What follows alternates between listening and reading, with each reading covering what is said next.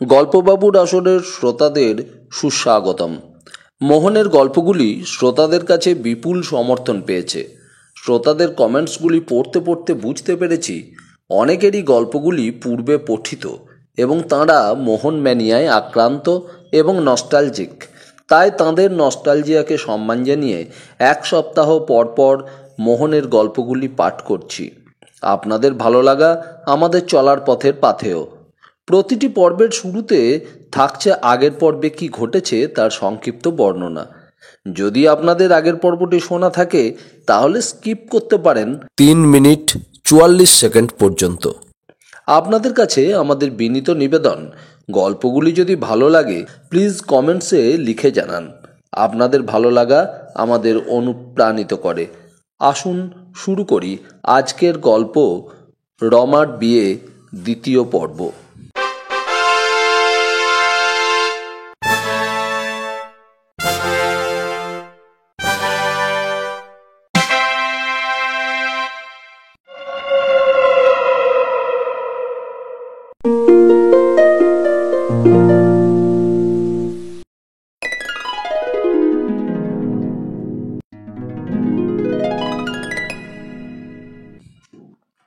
আগে যা ঘটেছে, রমার পিতা মিস্টার সোম নতুন সেক্রেটারি রেখেছেন। মিস্টার সোম এক নতুন গুপ্ত দলিল খুঁজে পান, যার সংকেতের পাঠোদ্ধার করতে না পেরে তিনি তাঁর সেক্রেটারিকে দেখান, কিন্তু তিনিও এর পাঠোদ্ধার করতে অক্ষম হন। সেদিন রাত্রে হঠাৎই মিস্টার সোমের সেক্রেটারি খুন হয়ে যান এবং মিস্টার সোম আহত হন। রমা পিতাকে এই অবস্থায় দেখার পর জানলা দিয়ে দেখতে পান আততায়ী পালাচ্ছে। দেখতে পেয়ে তিনি জানলা দিয়ে গুলি করলে আততায়ী পড়ে যায়, কিন্তু অনেক অনুসন্ধান করেও তার মৃতদেহ খুঁজে পাওয়া যায় না। এদিকে কয়েকদিন পর খবরে প্রকাশ, দিল্লির এক বিখ্যাত শল্য চিকিৎসককে দুষ্কৃতীরা অপহরণ করে কোনো এক গুপ্তস্থানে নিয়ে যায় ও সেখানে তিনি একজনের দেহে অস্ত্রোপচার করেন। এদিকে রমার পিতার সেক্রেটারি হত্যা রহস্যের তদন্ত চলতে থাকে। বেঙ্গল ডিটেকটিভ ডিপার্টমেন্টের মিস্টার স্যান্যাল যেদিন এই হত্যা রহস্য মিস্টার সোমের বাড়িতে এসে কমিশনার এবং ম্যাজিস্ট্রেট সাহেবকে জানাতে যাচ্ছিলেন, তখন কমিশনার সাহেবের বাড়িতে আগুন লাগার মিথ্যা সংবাদ দিয়ে তাঁদেরকে বিপথে চালিত করা হয় এবং মিস্টার স্যান্যালও কমিশনার সাহেব এবং ম্যাজিস্ট্রেট সাহেবকে অনুসরণ করাকালীন অপহৃত হন। মিস্টার স্যানিয়ালকে অপহরণ করে মোহন নিজের প্রাসাদে নিয়ে যায়। সেখানে মিস্টার স্যানিয়াল জানতে পারেন মোহন স্যানিয়ালের একমাত্র পুত্র কেশবকে অপহরণ করেছে। মোহন জানতে পেরেছে যে মিস্টার সোমের প্রাসাদের গুপ্ত সম্পত্তির দলিলের গুপ্ত রহস্য মিস্টার স্যানিয়াল বুঝতে পেরেছেন এবং তিনি তা ডেলি নিউজে প্রকাশের জন্য পাঠিয়েছেন। মোহন কিছুতেই চায় না যে এই খবর সর্বজন সমক্ষে প্রকাশিত হোক, কারণ তাহলে এই সম্পত্তি গভর্নমেন্টের হয়ে যাবে। তাই সে মিস্টার স্যানিয়ালকে শর্ত দেয় যে ওই সংবাদ প্রকাশিত হওয়া রুখতে। তিনি যদি এই সংবাদ প্রকাশিত হওয়া রুখতে অসম্মত হন তাহলে মিস্টার স্যানিয়ালের পুত্রকে হত্যা করা হবে। এরপর মোহন পুনরায় যখন মিস্টার স্যানিয়ালের নিকট উপস্থিত হলো, দেখল তিনি গম্ভীর মুখে বসে রয়েছেন। তিনি যে এর আগে কাঁদছিলেন তার কোনো চিহ্নই তাঁর মুখের কোনো স্থানে নেই। মোহন হাসি মুখে বলল, তারপর মিস্টার স্যানিয়াল? মিস্টার স্যানিয়াল স্থির কণ্ঠে বললেন, আমি যদি স্বীকৃত না হই, সেক্ষেত্রে রাত্রি প্রভাতের পূর্বেই আপনার পুত্রের মৃতদেহ কলকাতার কোনো রাস্তার ওপর পুলিশ আবিষ্কার করবে। মোহন শান্ত স্বরে বলল। মিস্টার স্যানিয়াল অন্তরে অন্তরে কেঁপে উঠলেন। তিনি বিশেষ রূপেই জানতেন মোহন কখনো মিথ্যা দর্প করে না। তিনি কিছুক্ষণ নীরব থেকে বললেন, কিন্তু তুমি যে আমার প্রবন্ধ প্রকাশিত না হলেই আমার পুত্রকে মুক্তি দেবে, এ কথায় বিশ্বাস কি করে করি? মোহনের মুখ অপূর্ব দীপ্তিতে ভরে গেল। সে বলল, মোহনের কথায় অবিশ্বাস করবার সাহস কারো থাকা উচিত নয়। আমার পুত্র কবে মুক্তি পাবে? মিস্টার স্যানিয়াল প্রশ্ন করলেন। মোহন কিছুক্ষণ চিন্তা করে বলল, শুনুন, আমার শর্ত। আচ্ছা, তার আগে আপনার পকেটে যে সাংকেতিক লিপির ছিন্ন নকল রয়েছে সেটা আমাকে দিন। মোহন হাত বাড়ালো। মিস্টার স্যানিয়াল সবিস্ময়ে কয়েক মুহূর্ত মোহনের দিকে চেয়ে ধীরে ধীরে পকেট থেকে কাগজখানা বের করে মোহনের হাতে তুলে দিলেন। মোহন কাগজখানির ওপর একবার দৃষ্টি বুলিয়ে বলল, ধন্যবাদ। এখন শুনুন, আমি বিশ্বাস করি আপনি আমার মতোই এই সাংকেতিক ভাষার পাঠোদ্ধার করেছেন। সুতরাং আমি যে পর্যন্ত না এই গুপ্ত ধনাগারের সমস্ত সম্পদ স্থানান্তরে নিয়ে যেতে সক্ষম হচ্ছি, ততদিন আপনার পুত্রের সুখ স্বাচ্ছন্দ্য ভালো মন্দের সমস্ত দায়িত্ব আমি গ্রহণ করছি। আমার এই সাবধানতার প্রয়োজন এই জন্য যে পাছে আপনি এখান থেকে মুক্তি পেয়ে আমার সাথে বাদ সাধেন, অর্থাৎ ওই গুপ্ত ধনাগারের সংবাদ গভর্নমেন্টকে জানিয়ে আমাকে ফল ভোগ থেকে বঞ্চিত করেন। সুতরাং আপনার পুত্র আমার কাছে আপনার জামিন স্বরূপ থাকবে। যে মুহূর্তে আমার কাজ শেষ হবে সেই মুহূর্তে আপনার পুত্র মুক্তি পাবে। মিস্টার স্যানিয়াল বললেন, কিন্তু মিস্টার সোমের নিকট আসল সাংকেতিক দলিল আছে। তা জানি, কিন্তু তাঁর সাধ্য হবে না সে দলিলের পাঠোদ্ধার করা। তার জন্য আমার কোনো চিন্তা নেই, কিন্তু আপনাকে মুখ বন্ধ রাখতে হবে। মোহন ঘড়ির দিকে চেয়ে সহসা অধৈর্য কণ্ঠে বলল, শীঘ্র বলুন, আর সময় নেই। মিস্টার স্যানিয়াল তাঁর সামনে আর কোনো দ্বিতীয় পথ দেখতে পেলেন না। একদিকে তাঁর গভর্নমেন্টের নিকট আনুগত্য, বিশ্বস্ত আচরণ, অন্যদিকে প্রাণাধিক পুত্রের জীবন, তাছাড়া তাঁর নিজের মুক্তি। প্রকাশ্যে বললেন, আর আমি? মোহন বিস্মিত স্বরে বলল, আপনি কি? আমি তো এখনই মুক্তি পাবো। মিস্টার স্যানিয়াল তীক্ষ্ণ দৃষ্টিতে চাইলেন, যে মুহূর্তে আপনার প্রবন্ধ আমার হস্তগত হবে সেই মুহূর্তে আপনি মুক্তি পাবেন। মোহন উঠে দাঁড়ালো। মিস্টার স্যানিয়াল বললেন, কিন্তু প্রবন্ধ তো ডাকে দিয়ে দিয়েছি আমি। আমি শুধু টেলি করে তার প্রকাশ বন্ধ করতে পারি, কিন্তু তোমার হাতে দিতে পারি কি উপায়ে? সে উপায় আমি ঠিক করে রেখেছি। আপনি শুধু সম্মত কিনা তাই বলুন। সম্মত। মিস্টার স্যানিয়াল ক্ষীণ স্বরে বললেন। মোহনের মুখ উজ্জ্বল হয়ে উঠল। সে বলল, উত্তম। পরে দরজার দিকে চেয়ে ডাকল, বিলাস। কর্তা। বলে এক বিকট দর্শন ব্যক্তি ভিতরে প্রবেশ করল। মটর তৈরি? মোহন জিজ্ঞাসা করল। কর্তা। বিলাস সসম্ভ্রমে বলল। মোহন একগাছা ছড়ি নিয়ে বলল, আসুন মিস্টার স্যানিয়াল। বিলাসের দিকে চেয়ে বলল, খুব যত্নে পরম সম্মানের সঙ্গে তাকে নিয়ে তাঁবু ভেঙে স্বর্ণ মন্দিরে হাজির থাকবি।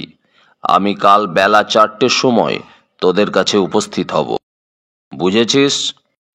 বিলাস তার কর্কট স্বর মোলায়েম করার প্রাণপণ চেষ্টা করে বলল, বুঝেছি কর্তা। মোহন মিস্টার স্যানিয়ালের দিকে চেয়ে বলল, আসুন। কোথায় যেতে হবে? মিস্টার স্যানিয়াল প্রশ্ন করলেন। দিল্লি। বলে মোহন বিলাসকে ইঙ্গিতে আদেশ করে ঘর থেকে বের হয়ে পড়ল। কিছু সময় পর দুজন সহকর্মীর সঙ্গে মোহন মিস্টার স্যানিয়ালকে নিয়ে ঘন্টায় 60 মাইল বেগে তার বৃহৎ মোটরখানি ছুটিয়ে দিল। যখন তারা আগ্রা ত্যাগ করল তখন রেলওয়ে স্টেশনের ঘড়িতে ভোর 5টা বাজছে।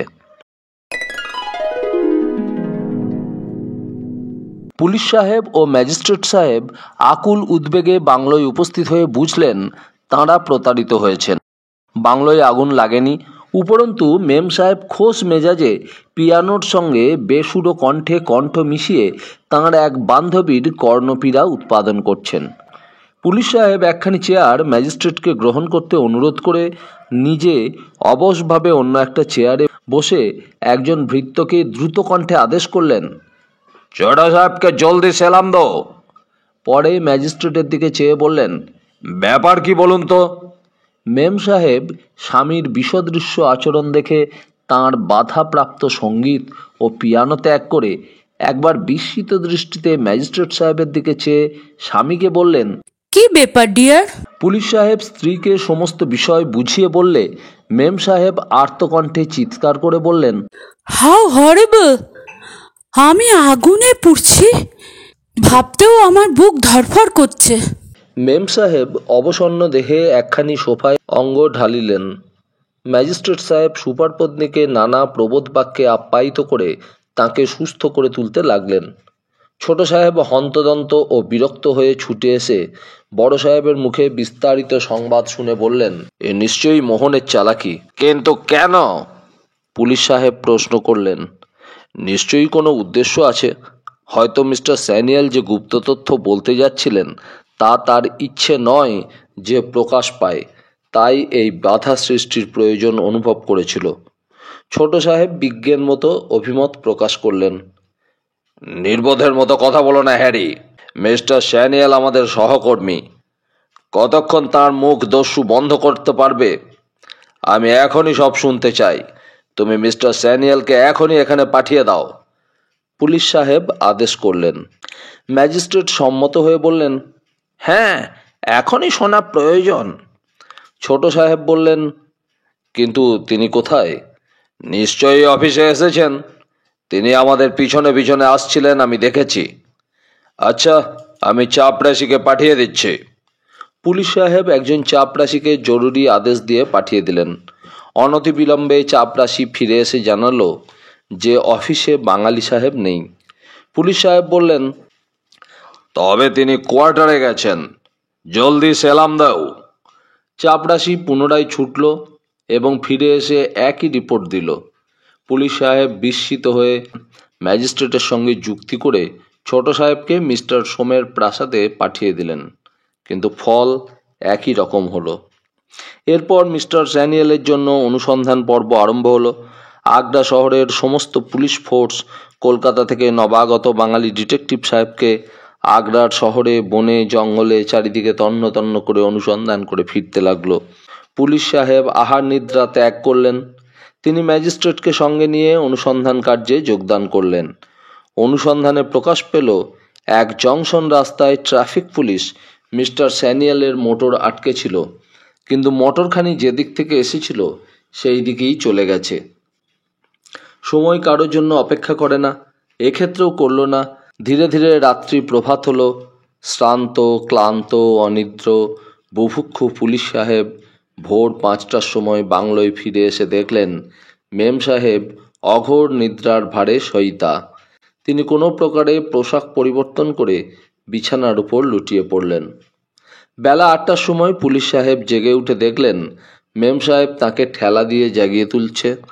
তিনি নতুন বিপদ আশঙ্কায় অধীর হয়ে বিছানার ওপর বিদ্যুৎ গতিতে উঠে বসলেন এবং বললেন, কি সংবাদ ডিয়ার? মেম সাহেব কপালের ঘাম হাতে ধরা একটা রুমালে মুছতে মুছতে বললেন, ডেভিল মোহনকে শহরে রেখে এমন ঘুমো যে বড় সাহেব ঘুমোতে পারে, তা আমার ধারণার বাইরে। পুলিশ সাহেব অধৈর্য স্বরে বললেন, কি হয়েছে ডিয়ার? স্যানিয়েলের সংবাদ পাওয়া গেছে? আর স্যানিয়েল, এদিকে যে ভয়ানক কাণ্ড ঘটে গেছে। গত রাত্রে তোমার সিপাহীরা যখন আগ্রার জঙ্গলে ঢাক পিটছে, সেই অবসরে দস্যু মোহন মিস সোমকে লুট করে নিয়ে গেছে। আহা, বেচারি ফাইন গার্ল, শিক্ষিতা মেয়ে, কালচার্ড মেয়ে, আমাদের হোমের শিক্ষিতা মেয়ে। তার নিরাপত্তাও রক্ষা করতে পারলে না। এর চেয়ে মর্মান্তিক দুঃখের বিষয় আর কি আছে? মেম সাহেব যখন অনর্গল সহানুভূতিসূচক বাক্য বর্ষণ করছিলেন, তখন পুলিশ সাহেব দ্রুত বেগে সজ্জিত হচ্ছিলেন। অবশেষে তিনি জুতোর ফিতে বাঁধবার উপক্রম করলে মেম সাহেব বললেন, কাল রাত্রে বোধহয় ডিনার হয়নি? পুলিশ সাহেব উত্তর না দিয়ে হাঁকলেন, চাপরাশি। জি হুজুর।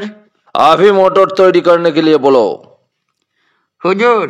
মেম সাহেব বললেন, ব্রেকফাস্ট খেতে আর কত সময় যাবে?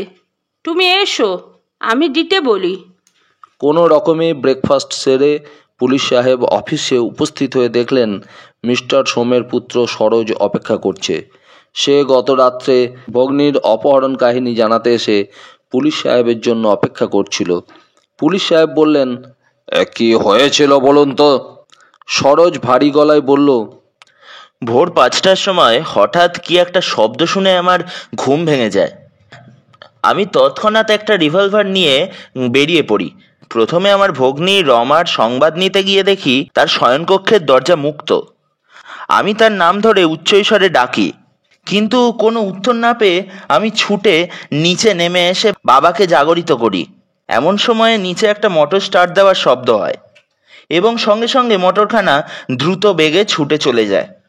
সহসা সরোজের স্বর অশ্রুরুদ্ধ হয়ে তাকে নীরব করল। পুলিশ সাহেব সান্ত্বনা দেওয়ার জন্য বললেন, ভয় কি মিস্টার সোম?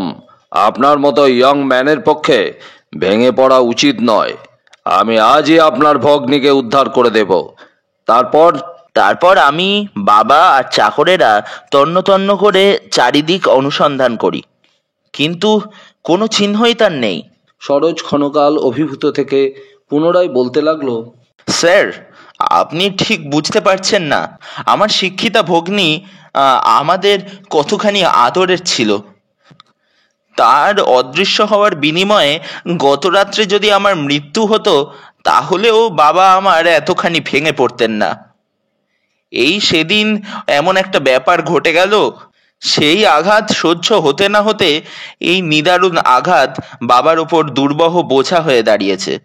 আমার ভয় হয় স্যার, এইবার আমি বাবাকেও হারাবো। সরোজ আবার ভেঙে পড়ল। পুলিশ সাহেব বললেন, আপনার মতো ইউরোপে শিক্ষিত ইয়ং ম্যান যদি এতটা ভাব প্রবণতাকে প্রশ্রয় দেন, তবে অন্যের পক্ষে আদর্শ স্থল আর কে হবে বলুন তো? আপনি বোধহয় শুনেছেন যে মিস্টার স্যানিয়েলও গত রাত্রে অদৃশ্য হয়েছেন। সরোজের নিকট ইহা নতুন সংবাদ। সে সবিস্ময়ে বলল, বলেন কি, তাকেও দস্যুরা অপহরণ করেছে নাকি? আমার বিশ্বাস তো তাই, পুলিশ সাহেব গম্ভীর মুখে বললেন। কিন্তু সত্যি কথা বলতে কি মিস্টার সোম, আমি এখনো এই সব ঘটনার উৎপত্তি স্থল সম্বন্ধে একেবারে অজ্ঞ। কিন্তু এখনো আমার আশা আছে কাল প্রাতে এই রহস্যের ওপর ভিন্ন দিক থেকে আলোকপাত হবে। সরোজ বুঝতে না পেরে বলল, ভিন্ন দিক থেকে? পুলিশ সাহেব ক্ষণকাল চিন্তা করে বললেন, ব্যাপার এই যে মিস্টার স্যানিয়েল আমাকে বলেন তিনি এমন এক রহস্যের সন্ধান পেয়েছেন যা প্রমাণিত হলে সারা ভারতবর্ষ তোলপাড় হয়ে যাবে। তিনি আমাদের নিকট থেকে এই অনুমতি চান যে তিনি কোনো বিষয় আমাদের কাছে পূর্বাহ্নে না জানিয়েও যেন ইচ্ছে মতো কাজ করতে পারেন। অবশ্য এমন কোনো কাজ তিনি করবেন না যার দরুন গভর্নমেন্টের কোনো স্বার্থহানি ঘটবে। গত রাত্রে আপনাদের ওখানে যাবার পূর্বে তিনি আমাকে জানান যে তিনি দিল্লির ডেলি নিউজে এক প্রবন্ধ পাঠিয়েছেন। সেই প্রবন্ধ ছাপা হলে সারা জগৎ বিস্ময়ে স্তম্ভিত হয়ে পড়বে। সরোজ সবিস্ময়ে বলল, তারপর স্যার? তারপর আমি তাকে জিজ্ঞাসা করি কি সম্বন্ধে প্রবন্ধ পাঠিয়েছেন। তাতে তিনি বলেন, সেই বিষয়ে আপনাদের জানাতে চলেছি। কিন্তু আপনি জানেন, তার কথা শেষ হওয়ার পূর্বেই আমার বাংলোয় আগুন লেগেছে বলে মিথ্যা সংবাদ পাই ও আমরা সকলে আকুল হয়ে ছুটে আসি। সরোজ বলল, আমিও এসেছিলাম আপনাদের কিছু পরে, কিন্তু সার্জেন্টের মুখে শুনলাম যে ঘটনা মিথ্যা, তাই বিস্মিত হয়ে ফিরে যায়। পুলিশ সাহেব বললেন, সুতরাং যে সংবাদ মিস্টার স্যানিয়েল দিতে পারেননি সে সংবাদ কাগজে প্রকাশিত হবার প্রত্যাশা করছি। সরোজ বলল, প্রকাশের পূর্বেও তো তা জানতে পারেন। হয়তো পারি, কিন্তু আজ 10টার পূর্বে সে প্রবন্ধ ডেলি নিউজের অফিসে পৌঁছাবেন না। তাছাড়া মিস্টার স্যানিয়েল যে সংবাদ প্রচারের জন্য পাঠিয়েছেন তা রোধ করার কোনো অভিপ্রায় করলে কিংবা তাঁর ইচ্ছার বিরুদ্ধে কাজ করলে আমাদের অনিষ্টই হবে। কিন্তু এখন এসব কথা থাক, চলুন আপনার বাড়িতে তদন্ত সেরে আসি। বলে পুলিশ সাহেব প্রয়োজনীয় অফিসার ও সেপাইগণের সঙ্গে দুর্গপ্রাসাদে সরোজের সঙ্গে উপস্থিত হলেন। মিস্টার সোম শয্যা গ্রহণ করেছিলেন, তাকে প্রথমে বিরক্ত না করে পুলিশ সুপার সরোজের সঙ্গে রমার শয়নকক্ষে উপস্থিত হলেন এবং পরীক্ষা কার্যে মনোনিবেশ করলেন। পুলিশ সাহেব জিজ্ঞেস করলেন, আপনারা কোনো জিনিস নাড়াচাড়া করেছিলেন? সরোজ বলল, আমরা এ ঘরে প্রবেশ পর্যন্ত করিনি। ওটাম। পুলিশ সাহেব বিস্মিত দৃষ্টিতে খাটের ওপর বিছানার দিকে চেয়ে রইলেন। তিনি দেখলেন শয্যা এতটুকুও বিশৃঙ্খল হয়নি। তিনি বললেন, নিশ্চয়ই মিস সোম তখন বিছানায় ছিলেন না। সরোজ বলল, এমন তো হতে পারে যে আমার মতো শব্দ শুনে সেও জাগরিত হয়ে বিছানা ত্যাগ করে কি ব্যাপার জানবার জন্য মেঝের ওপর নেমেছিল। পুলিশ সাহেব সপ্রশংস দৃষ্টিতে চেয়ে বললেন, তাই সম্ভব। অনুসন্ধানে এটাও প্রকাশ পেল যে যেখানে যে বস্তু সজ্জিত ছিল সেখানে সেই বস্তু সাজানো রয়েছে। একটি মুক্ত ড্রয়ারে কিছু অর্থ ছিল, তাও চোরেরা স্পর্শ করেনি। কক্ষের ভেতর একটা আলমারিতে রমার নানা রকম বহুমূল্য কাপড় স্তরে স্তরে সাজানো রয়েছে, তাতেও কেউ হাত দেয়নি। প্রকৃতপক্ষে কোনো দ্রব্যই চুরি হয়নি। পুলিশ সাহেব যা দেখার তা দেখে সরোজের সঙ্গে নিচে নেমে এলেন এবং যেখানে সে মোটরের শব্দ শুনেছিল সেখানে উপস্থিত হয়ে মোটরের টায়ারের অস্পষ্ট দাগ ছাড়া আর কিছুই দেখতে পেলেন না। অবশেষে তাঁর ড্রয়িং রুমে ফিরে এলেন। পুলিশ সাহেব উপবেশন করে বললেন, এ কাজ যে মোহনের তাতে আমার বিন্দুমাত্রও সন্দেহ নেই। সরোজ বিস্মিত দৃষ্টিতে চেয়ে বলল, কেন? কারণ কোনো ক্লুই পাওয়া গেল না। মোহনের কাজের বিশেষত্বই এই যে সে পিছনে এমন কিছু ফেলে যায় না যা অবলম্বন করে কয়েক পাও অগ্রসর হওয়া যায়। পুলিশ সাহেব হতাশ স্বরে বললেন। এমন সময় একজন ভৃত্য প্রবেশ করে বলল, এই চিঠিখানা নিচে পড়েছিল হুজুর।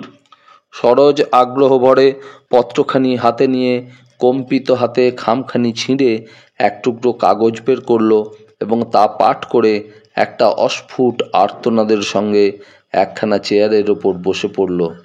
তার হাত থেকে কাগজখানা মেঝের ওপর পড়ে গেল। পুলিশ সাহেব অপেক্ষমান একজন অফিসারকে ইঙ্গিত করলে তিনি কাগজখানি তুলে তাঁর হাতে দিলেন। পুলিশ সাহেব দেখলেন তাতে লেখা আছে, যে দাম্ভিকা নারী আমাদের প্রভুকে গুলি করেছে তার ওপর প্রতিশোধ গ্রহণ করলাম। পুলিশ সাহেবের মুখে হাসি ফুটে উঠল। তিনি সরোজের পিঠে একখানি হাত রেখে বললেন, আপনি নিশ্চয় এই মিথ্যা হুমকি বিশ্বাস করেন না? সরোজ মাথা তুলে কাতর স্বরে বলল, করি। তারা আমার বোনকে হত্যা করবে, হত্যার প্রতিশোধ গ্রহণ করবে। পুলিশ সাহেব বললেন, আপনি বিশ্বাস করেন যে মোহনের মৃত্যু হয়েছে? সরোজ দৃঢ় অথচ নিচু স্বরে বলল, আমি বিশ্বাস করি না যে মোহন এসবের কিছুতে আছে। ভুল ইয়ং ম্যান, ভুল। এ কাজ মোহন ছাড়া আর কারোরই নয়। তাছাড়া মোহনের যদি সত্যিই মৃত্যু হতো তাহলে তার সহচরেরা মিস সোমকে তার কক্ষেই হত্যা করে যেত, অপহরণের কষ্ট স্বীকার করত না। এখন আমি যা বলি মন দিয়ে শুনুন। সরোজ বলল, বলুন। পুলিশ সাহেব একবার অফিসারের দিকে চেয়ে বলল, আজ সন্ধ্যার মধ্যে যদি মিস্টার স্যানিয়ালের কোনো সন্ধান না পাওয়া যায় তবে সেন্ট্রাল গভর্নমেন্টকে একজন সুদক্ষ ডিটেকটিভ অফিসারের জন্য তার পাঠাবো। ইতিমধ্যে আমার দ্বারা যতদূর সম্ভব এই দস্যু দলকে গ্রেপ্তার করার জন্য চেষ্টা করব। আশা করি আপনি আমার আশ্বাসের উপর নির্ভর করতে পারবেন। এমন সময় মিস্টার সোম পরিপূর্ণ শোকের জীবন্ত প্রতিমূর্তির মতো ঘরে ঢুকলেন। আমার সম্পূর্ণ নির্ভরতা আছে স্যার। এই দস্যু মোহনকে গ্রেপ্তার করার জন্য যত টাকা পুরস্কার প্রয়োজন আপনি বিবেচনা করেন তা ঘোষণা করুন। আমি সানন্দে আমার সর্বস্ব আপনার হাতে তুলে দেব। আপনি শুধু আমার কন্যাকে, আমার মাকে ফিরিয়ে এনে দিন। মিস্টার সোম উচ্ছ্বসিত হয়ে কেঁদে উঠলেন। পুলিশ সাহেব দাঁড়িয়ে বললেন, আপনি নিশ্চিন্ত থাকুন, আমি সমাজের এই দুষ্ট গ্রহকে সমূলে উপড়ে ফেলে আগুনে পুড়িয়ে ছাই করে তবে নিশ্চিত হব। আমি এখন আসি, প্রয়োজনীয় আদেশ জারি করতে হবে। হ্যাঁ, ভালো কথা, আপনার বাড়িতে কি পুলিশ পাহারা মোতায়েন রাখবো? মিস্টার সোম বললেন, আর আর কোনো প্রয়োজন নেই। যার জন্য এই প্রয়োজন ছিল সে প্রয়োজন আমার শেষ হয়েছে। আমার বুকের ধন, নয়নের নিধি হারিয়ে গেছে। ও অশ্রুরুদ্ধ কণ্ঠে বলতে বলতে মিস্টার সোম অতর্কিতে কক্ষ থেকে বের হয়ে গেলেন। অল্প সময় পর পুলিশ সাহেব সরোজকে আবশ্যকীয় নির্দেশ ও উপদেশ দান করে সদল বলে প্রস্থান করলেন। একজন ভৃত্য এসে বলল, রায়বাহাদুর বহুক্ষণ হলো অপেক্ষা করছেন হুজুর। নিয়ে এসো তাকে। সরোজ আদেশ দিল। অনতিবিলম্বে সদা হাস্যমুখ রায়বাহাদুর অশ্রুপ্লাবিত মুখে প্রবেশ করে নিঃশব্দে একখানি চেয়ার দখল করলেন। বহুক্ষণ কেউ কোনো কথা বলতে চেষ্টা করলেন না। অবশেষে রায়বাহাদুর বললেন, শেষে শেষে এই পরিণতি ঘটল। সরোজ কোনো জবাব দিল না। রায়বাহাদুর ক্ষণকাল নীরব থেকে বললেন, ঘোষাল ঘোষাল ওরফে মোহনের সহচরের হত্যাকারীর নাম পুলিশ সাহেব কি বলেছেন? সরোজ বিস্মিত দৃষ্টিতে চেয়ে বলল, না, কিন্তু ও কথা কেন দাদু? না, এমনিই জিজ্ঞেস করছি। রায়বাহাদুর ধীরে ধীরে বললেন। এমন সময় সরোজ বলল, আচ্ছা দাদু, আপনি কি বিশ্বাস করেন এইসব কাজ মোহনের? আমাদের ওপর মোহন এমন নিষ্ঠুর কখনো হতে পারে? সত্যি কি আপনি এক মুহূর্তের জন্যও চিন্তা করতে পারেন মোহন অথবা মোহনের লোক মোহনের নির্দেশে রমাকে অপহরণ করেছে? রায়বাহাদুর উত্তরীয়ের প্রান্ত দিয়ে মুখ থেকে উত্তম রূপে অশ্রুচিহ্ন মুক্ত করে বললেন, তুমি কি বিশ্বাস করো না ভায়া? এক মুহূর্তের জন্যও নয় দাদু। মোহনকে উৎপল রূপে যে দেখেছে সে কখনোই স্বপ্নেও ধারণা করতে পারে না যে এমন সব নীচ এবং জঘন্য কাজ তার দ্বারা সংগঠিত হতে পারে। রায়বাহাদুর কয়েক মুহূর্ত দ্বিধা করে বললেন, আজ একটা কথা বলি ভায়া, আশা করি তুমি মনে দুঃখ বা রাগ করবে না যদি আমার মতের সঙ্গে তোমার মত না মেলে। তবে এই ভেবে আমাকে উপেক্ষা করো যে আমি বুঝতে না পেরে ভুল করেছি। কি কথা দাদু? সরোজ প্রশ্ন করল। আচ্ছা, ইদানিং রমা বোনটির কি কোনো বৈলক্ষণ্য তুমি লক্ষ্য করনি? আপনি কি বোঝাতে চাইছেন? সরোজ চকিত হয়ে প্রশ্ন করল। আমি শুধু এই কথাটাই বলতে চাইছি যে ভাই, রমার মনে দস্যু মোহনটার জন্য এতটুকু ঘৃণা বা বিদ্বেষ কিছুই ছিল না। রায়বাহাদুর শান্ত কণ্ঠে বললেন। সরোজ বলল, তাই যে একমাত্র সম্ভাব্য দাদু। রমার সঙ্গে মোহনের প্রথম সাক্ষাৎ হতেই সে যে সদ্ব্যবহার করেছিল তেমন ব্যবহার যে কোনো ভদ্র সন্তানের পক্ষেও অনুকরণীয়। তবেই তেমন ব্যক্তির জন্য যদি শ্রদ্ধায় মনে সঞ্চিত হয়ে থাকে তবে তা কিছু অস্বাভাবিক বলে ভাবছেন কেন আপনি? রায়বাহাদুর কুণ্ঠিত স্বরে বললেন, শ্রদ্ধা, স্নেহ, ভালোবাসা শোনা যায় যে এমন এক বস্তুতে পরিণতি লাভ করে তা থেকে মানুষ ইচ্ছে থাকলেও সরে যেতে পারে না। সরোজ চমকিত হয়ে বলল, মোহনকে রমা ভালোবাসে, আপনি এই কথাই বলতে চাইছেন দাদু? রায়বাহাদুর কোনো কথা বললেন না, নীরবে বসে রইলেন। সরোজ উত্তরের জন্য পিড়াপিড়ি না করে ক্ষণকাল নীরব থেকে বলল, আপনার যুক্তিতে আমার মন সাড়া দেয় না দাদু। রমার মতো শিক্ষিতা মেয়ে যে জেনে শুনে একটা দস্যুকে ভালোবাসবে এমন কথায় আমার শ্রদ্ধা হয় না। রমা যে এমন নিচমনা নয় তা আপনি যেমন জানেন তেমন আমিও বুঝি। রায়বাহাদুর বললেন, উচ্চ নিচের কথা তো নয় ভাই, শিক্ষা অশিক্ষার প্রশ্নও নয়, মনের কারবার হিসেব নিকেশের ধার ধারে না বাবু। মন বেহিসাবি, ভয়ঙ্কর বস্তু। মানুষের বুদ্ধির অহমিকায় চুলচেরা ভাগ করে বিচার করে সত্যি, কিন্তু যেখানে বুদ্ধি, জ্ঞান, শিক্ষা, চরিত্র সব অচল হয়ে পড়ে, সেখানে যুক্তি তর্ক দিয়ে বিচার করতে যাওয়ার মতো দুর্ভোগ আর কিছু নেই। সরোজ কিছু সময় নীরবে বসে থেকে বলল, যদি আপনার কথাই সত্য বলে ধরে নেওয়া যায়, তাহলেও এক্ষেত্রে সঙ্গতি খুঁজে পাওয়া যায় কই দাদু? কারণ যে মোহনকে আমরা জানি চিনি, সে মোহনের পক্ষে এতখানি নীচ কাজ করা কি সম্ভব দাদু? নিজ কাজ? রায়বাহাদুর যেন আঁতকে উঠলেন। তুমি এর মধ্যে নীচতা কি দেখতে পেলে ভায়া? সরোজ বলল, যে ব্যক্তি আমার বোনের অতখানি অপমান করতে পারে, সমাজের পবিত্র বন্ধন থেকে তাকে অধঃপতনের অতল গহ্বরে নিক্ষেপ করতে পারে, তাকে আর তার কাজকে নিজ ছাড়া আর কোন বিশেষণে ভূষিত করা যায় দাদু? আমার কি ইচ্ছে হচ্ছে জানেন? মোহনকে গুলি করা তো? রায়বাহাদুর মুখ তুলে জিজ্ঞেস করলেন। সরোজ খাঁচায় বদ্ধ ক্রুদ্ধ সাপদের মতো অস্থির বেগে পদচারণা করতে করতে বলল, আমার ইচ্ছা যায় এমন এমন এক শাস্তি তার জন্য উদ্ভাবন করি, যার জ্বালায় যন্ত্রণায় তার পরমায়ু দীর্ঘ থেকে দীর্ঘতর হয়, আর সে দীর্ঘকাল ধরে সেই অকথ্য যন্ত্রণা ভোগ করে। রায়বাহাদুর কোমল স্বরে বললেন, শান্ত হও ভাই সরোজ।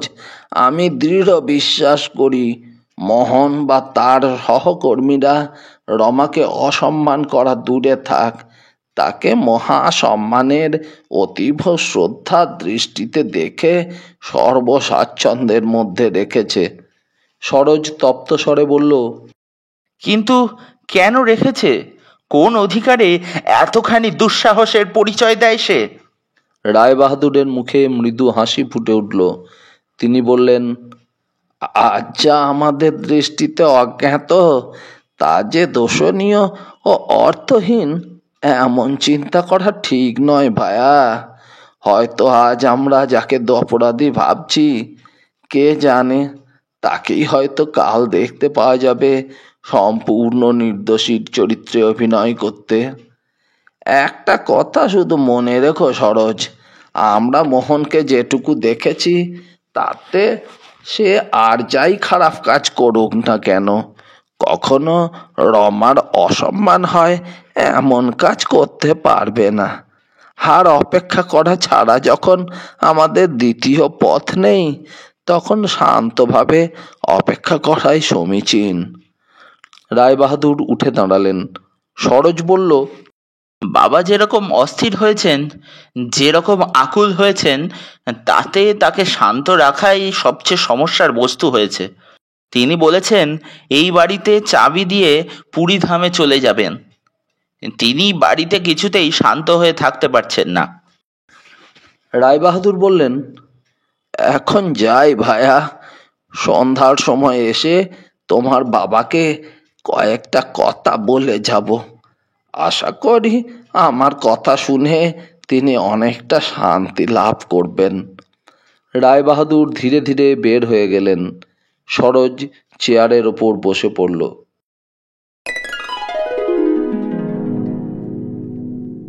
পরদিন দিল্লি ডেইলি নিউজ পত্রিকায় এক অভিনব সংবাদ প্রকাশিত হলো।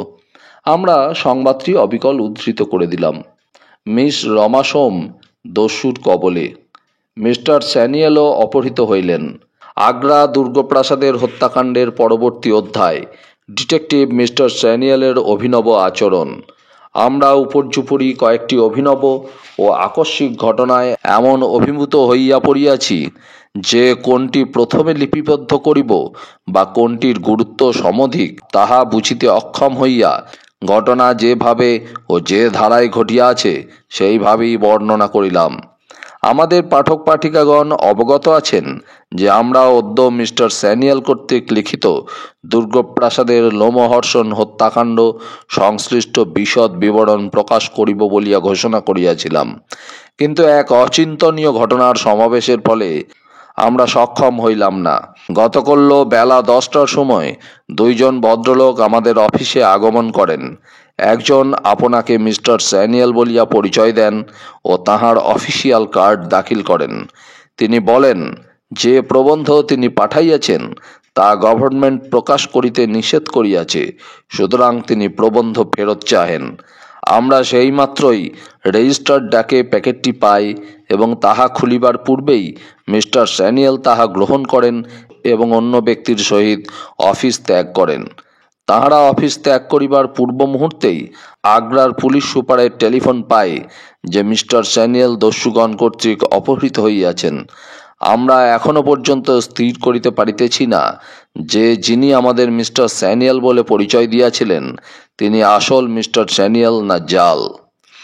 দ্বিতীয় অদ্ভুত ঘটনা হইতেছে যে গত রাত্রে ভোর 5টার সময় দস্যু দল আগ্রায় মিস্টার সোমের দুর্গপ্রাসাদে হানা দিয়া কুমারী উচ্চশিক্ষিতা তরুণী কন্যা মিস রমাকে অপহরণ করিয়া লইয়া গিয়াছে। আমরা বিস্ময়ে স্তম্ভিত হইয়া ভাবিতেছি ইহা কি অরাজক সৃষ্টির সূচনা প্রকাশ করিতেছে।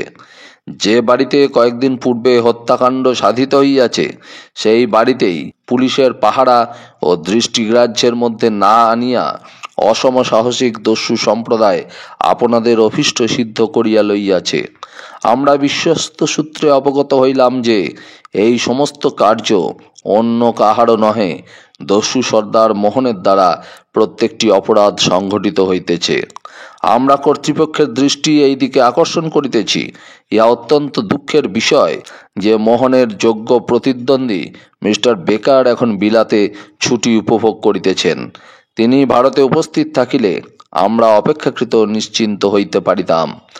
তথাকথিত মিস্টার স্যানিয়ালের সহিত যে সুদর্শন যুবকটি আমাদের অফিসে আসিয়াছিল সেই বাকে আমাদের জনৈক সহকারী বলিতেছেন যে এই যুবকই মোহন, কিন্তু আমাদের তাহা বিশ্বাস করিতে প্রবৃত্তি হইতেছে না, কেননা তেমন রাজপুত্র তুল্য সুদর্শন যুবকদের পক্ষে ভারতের সর্বশক্তি পুলিশের নিকট এইরূপ ভয়ঙ্কর ভয়াবহ শত্রু বলিয়া পরিচিত হওয়া কিছুতেই সম্ভব হইতে পারে না। যাহা হোক, আমরা পরবর্তী সংবাদের জন্য অধীর আগ্রহে অপেক্ষা করিতেছি এবং যে মুহূর্তে এই সংকটজনক সমস্যা সমূহ সম্পর্কীয় নতুন তথ্য অবগত হইব আমাদের পাঠক পাঠিকাগণের গোচরে আনিতে বিলম্ব করিব না। পুলিশ সাহেব সংবাদটি পাঠ করে ক্রুদ্ধভাবে পত্রখানি দূরে ছুঁড়ে ফেলে দিলেন।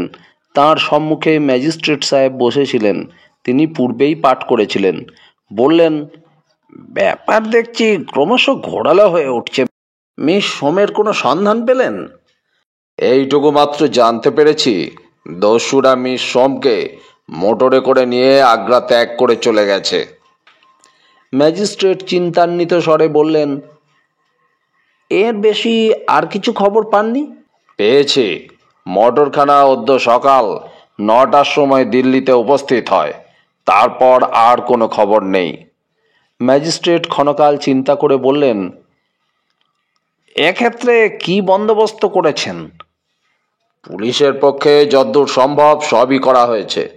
মোটরের আরোহীদের যথাসম্ভব বিশদ বিবরণ দিয়ে ভারতের প্রত্যেক থানায় তারে সংবাদ দেওয়া হয়েছে। তাছাড়া সেন্ট্রাল গভর্নমেন্টকে সাহায্য করার জন্য অনুরোধপত্র পাঠিয়েছি। এসব চিরাচরিত প্রথা ম্যাজিস্ট্রেটের নিকটও অজ্ঞাত ছিল না। তিনি বিন্দুমাত্রও আশ্বস্ত হতে পারলেন না। বললেন, মিস্টার স্যানিয়ালের মতো একজন দুর্ধর্ষ কর্মচারীকে যে দস্যু এমনভাবে অপহরণ করে নিতে পারে তার সঙ্গে যুদ্ধ করতে হলে আমাদের আরও অনেক কিছুই করতে হবে।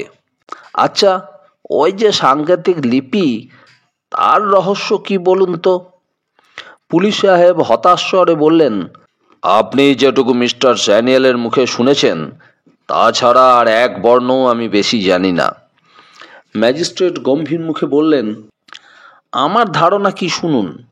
দস্যুরা যখন ডাকাতি করে তখন তারা ধন অপহরণ করে, কিন্তু এক্ষেত্রে আমরা দেখতে পাচ্ছি যে ডাকাতি ধন অপহরণের জন্য নয়।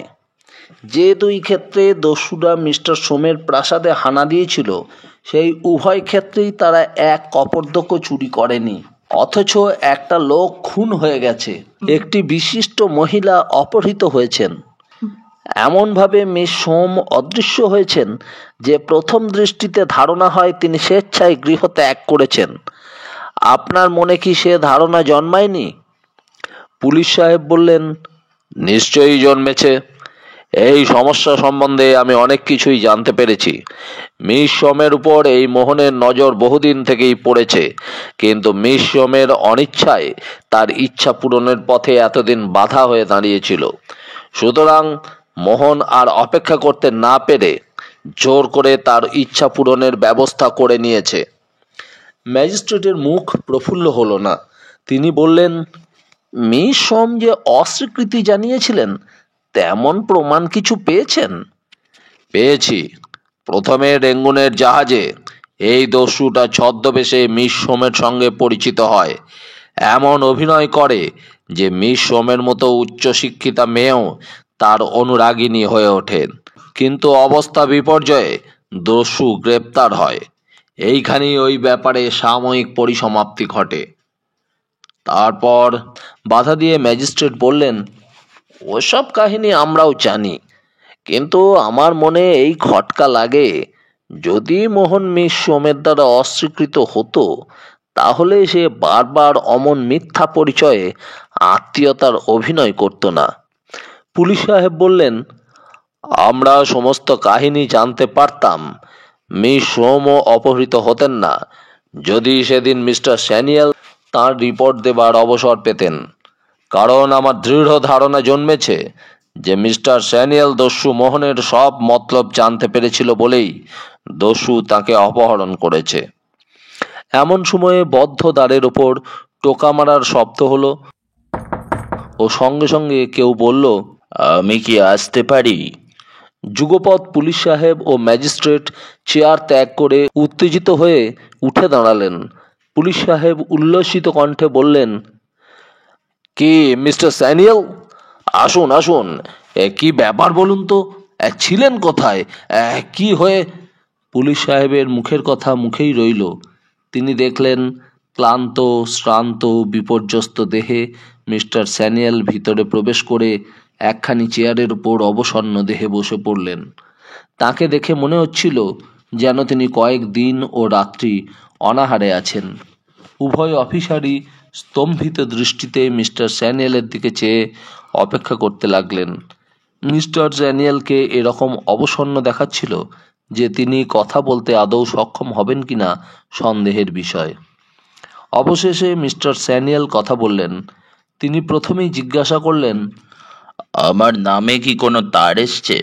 পুলিশ সাহেব সচকিত হয়ে বললেন, হ্যাঁ এসেছে, কিন্তু আমি খুলিনি, কারণ আপনার ও মিস সোমের অন্তর্ধান আমাকে এরূপ বিচলিত করেছিল যে।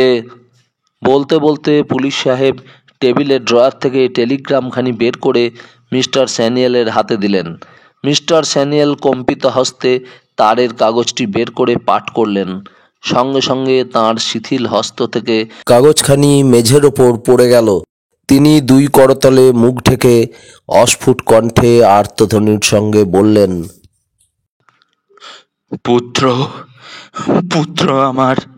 মিস্টার স্যানিয়েলের একমাত্র পুত্র কেশবকে দস্যুরা দার্জিলিংয়ের সুরক্ষিত আশ্রয়স্থল থেকে অপহরণ করতে সক্ষম হয়েছে। এর থেকে বিস্ময়ের বিষয় পুলিশ সুপার ও ম্যাজিস্ট্রেটের নিকট অজ্ঞাত। তাঁরা প্রথমে মিস্টার স্যানিয়েলকে কিছু বলকারক পথ্য আহার ও কিছু সময় বিশ্রাম করিয়ে পুলিশ সাহেব বাংলোর ড্রয়িং রুমে বসে তাঁর দুর্ভোগের ইতিহাস শুনছিলেন। মিস্টার স্যানিয়েল বলছিলেন, মোহন তারই একজন বিশ্বস্ত সহকর্মীকে মিস্টার সোমের সেক্রেটারি রূপে রেখে গিয়েছিল, তা তো আপনাদের বলেইছি। এখন শুনুন, তথাকথিত মিস্টার ঘোষালের হত্যাকারী কে? আচ্ছা, তার আগে একটু অন্য ঘটনা বলি। মিস্টার স্যানিয়েল কিছুক্ষণ চিন্তা করে বলতে লাগলেন, ছদ্মবেশী সেক্রেটারি যেদিন দ্বিতীয় সাংকেতিক দলিলের বিষয়ে অবগত হলো, সেই দিনই মোহনকে তা জানায়। ফলে রাত্রে মোহন ছদ্মবেশে ওই দলিল চুরি করতে আসে। সুদৃঢ় লৌহ সিন্ধুকে দলিল রক্ষিত ছিল এবং চাবি ছিল তার কাছে। সুতরাং সিন্ধুক খোলার জন্য মোহনকে অন্য উপায়ের চেষ্টা করতে হয়। মোহন যখন সিন্ধুক মুক্ত করার জন্য নানারূপ প্রক্রিয়ার আশ্রয় নিয়ে কাজে ব্যস্ত ছিল, সেই সময় শব্দ শুনে মিস্টার সোমের নিদ্রাভঙ্গ হয়। তিনি ভয় পেয়ে সেক্রেটারির নাম ধরে ডাকেন। মোহনের সহকারী ছদ্মবেশী সেক্রেটারি ছুটে গিয়ে ড্রয়িং রুম থেকে একখানা ছোঁড়া নিয়ে মিস্টার সোমকে বলেন, চুপ করে থাকো, নইলে হত্যা করব। মিস্টার স্যানিয়েল একটু নীরব থেকে পুনরায় বলতে লাগলেন, মিস্টার সোম আপন সেক্রেটারির এইরূপ বিসদৃশ্য আচরণ দেখে সাতিশয় বিস্মিত হন এবং ক্রুদ্ধ হয়ে পড়েন। তিনি ব্যগ্র বিক্রমে সেক্রেটারির ওপর লাফিয়ে পড়েন এবং ধস্তাধস্তি আরম্ভ হয়। একসময়ে সেক্রেটারি মিস্টার সোমের বেগ সহ্য করতে না পেরে আপন হাতের ছোড়াসহ সবেগে মেঝের ওপর পড়ে যায়। ফলে হাতের ছোড়া তার বুকে বিঁধে যায় এবং সঙ্গে সঙ্গে তার মৃত্যু হয়। পুলিশ সাহেব এবং ম্যাজিস্ট্রেট উভয়ই বিস্ময়ের আতিশয্যে বললেন, সর্বনাশ সর্বনাশ! তারপর মোহন তখন সিন্ধুক খুলে দলিল বার করে তার নকল করছিল। প্রথমে নকলে সামান্য ভুল থাকায় সে দ্বিতীয় নকল তৈরি করে দলিলখানা পুনরায় সিন্ধুকে রেখে চাবি বন্ধ করে দেয়। পরে সহকারীর সন্ধানে এসে দেখে সহকারী আপন হাতের ছোঁড়ার ওপর পড়ে প্রাণ হারালো। তখন সে ক্রুদ্ধ হয়ে মিস্টার সোমের মাথায় একটা ঘুষি মারে। ফলে তিনি মূর্ছিত হয়ে পড়েন। তারপর মোহন ভুল করে করা তার নকলটি টুকরো টুকরো করে ছিঁড়ে ফেলে দেয় এবং কয়েক টুকরো মেঝের ওপর পড়ে। যা মিস সোম আমাদের বলেছিলেন সেগুলোও কুড়িয়ে নিয়ে ফেলে দেয়। তারপর ধীরে সুস্থে প্রাসাদ থেকে বার হয়ে যায়। ম্যাজিস্ট্রেট বিস্ময় চেপে রাখতে না পেরে বললেন, আশ্চর্য শক্তি আপনার মিস্টার স্যানিয়েল। মিস্টার স্যানিয়েল বললেন, আমি এমন কিছু অদ্ভুত আবিষ্কার করিনি। একটু মন দিয়ে ভাবলেই সকলেই এইভাবে সমস্যা সমাধান করতে পারেন। হ্যাঁ, তারপর মিস সোম ছুটে গিয়ে তার বাবার ওপর পড়ে কেঁদে ওঠেন। তখনই মিস্টার সোমের জ্ঞান হয়। তিনি বলে ওঠেন, ঘোষালকে ছোড়া দিয়ে হত্যা করেছে। কিন্তু তিনি জবানবন্দিতে বলেছেন যে দস্যু প্রথমেই তাকে আঘাত করে এবং তিনি মূর্ছিত হয়ে পড়েন। কিন্তু তাই যদি সত্যি বলে বিবৃত হয়, তাহলে তিনি মূর্ছা ভঙ্গের পর বলেন কি করে ঘোষালকে দস্যু ছোড়া দিয়ে হত্যা করেছে? পুলিশ সাহেব আলোকিত মুখে বললেন, ব্র্যাভো, আপনার চিন্তা শক্তি অসাধারণ। তারপর মিস সোম ক্রুদ্ধ হয়ে ড্রয়িং রুমে ফিরে আসেন এবং মোহনকে গুলি করেন। বাধা দিয়ে ম্যাজিস্ট্রেট জিজ্ঞাসা করলেন, মিস সোম কি মোহনকে চিনতে পেরেছিলেন? মিস্টার স্যানিয়েলের মুখে মৃদু হাসি ফুটে উঠল। তিনি বললেন, না, তা যদি তিনি পারতেন তবে মোহনের আর এতখানি দুর্ভোগ হতো না। ম্যাজিস্ট্রেট বললেন, কারণ? পরে বলছি স্যার, এখন শুনুন। মিস্টার স্যানিয়েল নীরব শ্রোতা মেম সাহেবের দিকে একবার চেয়ে বলতে লাগলেন, মিস সোম দেখেন দস্যু গুলি খেয়ে পড়ে গেল, তারপর আবার দাঁড়ালো, আবার পড়ে গেল। তিনি ভৃত্যকে বড় রাস্তা ঘুরে যাওয়ার জন্য আদেশ দিয়ে নিজে বন্দুক হাতে করে দস্যুর সন্ধানে ছোটেন। তার তখন এই ইচ্ছে মনে ছিল যে দস্যু যদি পালাবার চেষ্টা করে তাহলে তিনি দ্বিতীয় গুলি মেরে তাকে চিরতরে নিস্তব্ধ করে দেবেন। কিন্তু ফল হলো অন্যরূপ। মিস্টার স্যানিয়েল পুলিশ সাহেব প্রদত্ত সিগারেট ধরিয়ে বললেন, তারপর মিস সোম কবরের নিকটে গিয়ে দেখেন যে দস্যু বুকে হেঁটে ভাঙা বাড়ির নিকট উপস্থিত হয়েছে। তিনি গুলি করার জন্য দ্বিতীয়বার বন্দুকটাকে কাঁধে তুলে ধরেন। তা দেখে দস্যু মোহন আপন পরিচয় বলে দেয় ও বলে কিভাবে ঘোষাল মরেছে। মিস সোম তখন ভাবেন দস্যু যদি ধরা পড়ে আর সত্য কাহিনী বিকৃত হয়ে প্রকাশ পায়, তখন মিস্টার সোম সেক্রেটারিকে হত্যার দায়ে অভিযুক্ত হন। তাহলে বিপদ থেকে উদ্ধার পাওয়ার কোনো পথ থাকবে না। তাছাড়া মোহনকে রক্ষা করবার জন্য অন্য হেতুও ছিল, কারণ মোহন এই বালিকাটিকে প্রাণাপেক্ষা ভালোবাসে। তার কোনো না কোনো দুর্বলতা এই দস্যুটির প্রতি ছিল। ফলে ভাঙা বাড়ির নিম্নতলায় দস্যুকে অতি কষ্টে তিনি টানতে টানতে নিয়ে যান এবং পরে মোহনের সহকর্মীর দ্বারা চিকিৎসার বন্দোবস্ত করেন এবং রোগীর পরিচর্যায় নিজেকে প্রভাত সন্ধ্যা নিযুক্ত রাখেন। পুলিশ সাহেব সবিস্ময়ে বললেন, আমরা যখন দস্যুকে খোঁজবার জন্য সেখানকার প্রত্যেকটি স্থান অনুসন্ধান করছি, তখন মোহন ওই বাড়িতেই ছিল? হ্যাঁ, ছিল। মিস্টার স্যানিয়েল বললেন। পুলিশ সাহেব সবিস্ময়ে বললেন, আমরা যখন দস্যুকে খোঁজবার জন্য সেখানকার প্রত্যেকটি স্থান অনুসন্ধান করছি, তখন মোহন ওই বাড়িতেই ছিল? হ্যাঁ, ছিল। মিস্টার স্যানিয়েল বললেন। ম্যাজিস্ট্রেট প্রশ্ন করলেন, মিস্টার সোম বা তার পুত্র এ বিষয়ে জানতেন? না, তারা কিছুই জানতেন না। মিস সোম সমস্ত কাহিনী গোপন রেখেছিলেন। তারপর 3 দিন যাবৎ মিস সোম মোহনের সেবা করেন।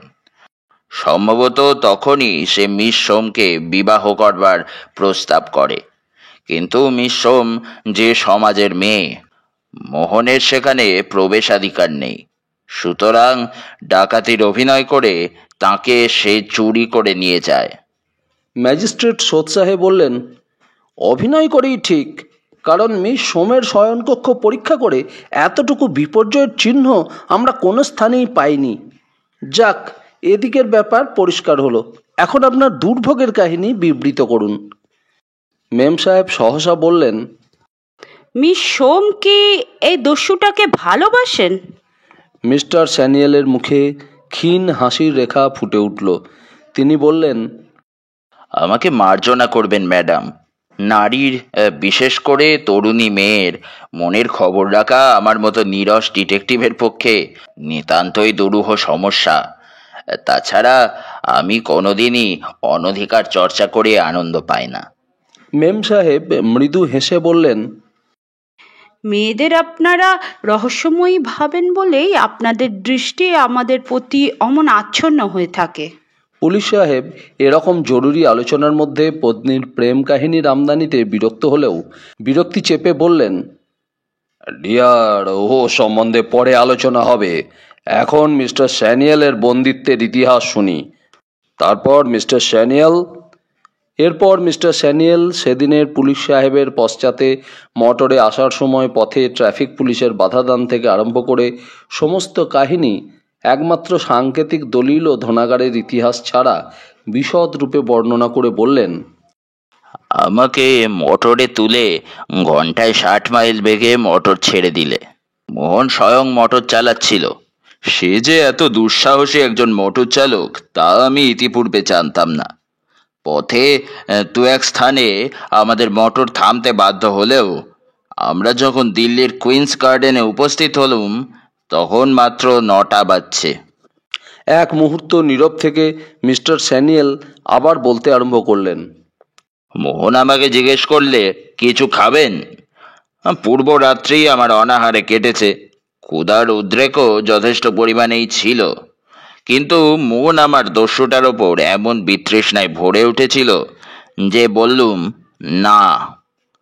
মোহন হেসে বলল, বাংলায় একটা প্রবাদ বাক্য আছে, চোরের ওপর রাগ করে মাটিতে ভাত খাওয়া। আপনি যে তাই করলেন মিস্টার স্যানিয়েল।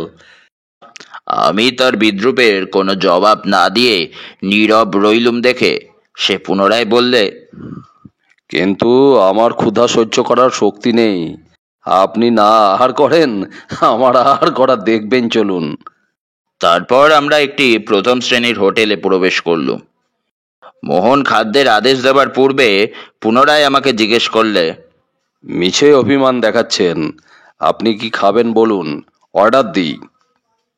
ম্যাজিস্ট্রেট বললেন, আশ্চর্য, দস্যুটার হৃদয়ও আছে। একটু বেশি পরিমাণেই আছে স্যার। আমি এক এক সময় ভাবি অমন একটা শক্তিমান হৃদয়বান শক্তি যদি সৎ পথে থাকতো তাহলে পৃথিবীর অনেক মঙ্গল সাধন করতে পারত। বলে মিস্টার স্যানিয়েল কয়েক মুহূর্ত নীরব থেকে পুনরায় বলতে আরম্ভ করলেন। আমি কিছুতেই আহার করব না বুঝে সে নিজের জন্য আর তার অপর দুজন সহকারীর জন্য ব্রেকফাস্টের আদেশ দিল। মোহন যে পরিমাণে আহার করলে তা দেখে আমি বিস্মিত হয়ে পড়লুম। তারপর ঠিক 10টা বাজলে আমরা দিল্লি ডেলি নিউজ অফিসে উপস্থিত হয়ে এইখানে বাধা দিয়ে পুলিশ সাহেব বললেন, তারপর আমরা জানি, কিন্তু ডেলি নিউজের অফিস থেকে বার হয়ে আপনাকে কোথায় নিয়ে গেল সেই কথা বলুন। আচ্ছা, তার আগে আমি শুনতে চাই, কেন মোহন ওই সাংকেতিক দলিলের কথা বাইরে প্রকাশ করতে এতটা অনিচ্ছুক? সত্যি ব্যাপার কি বলুন দেখি।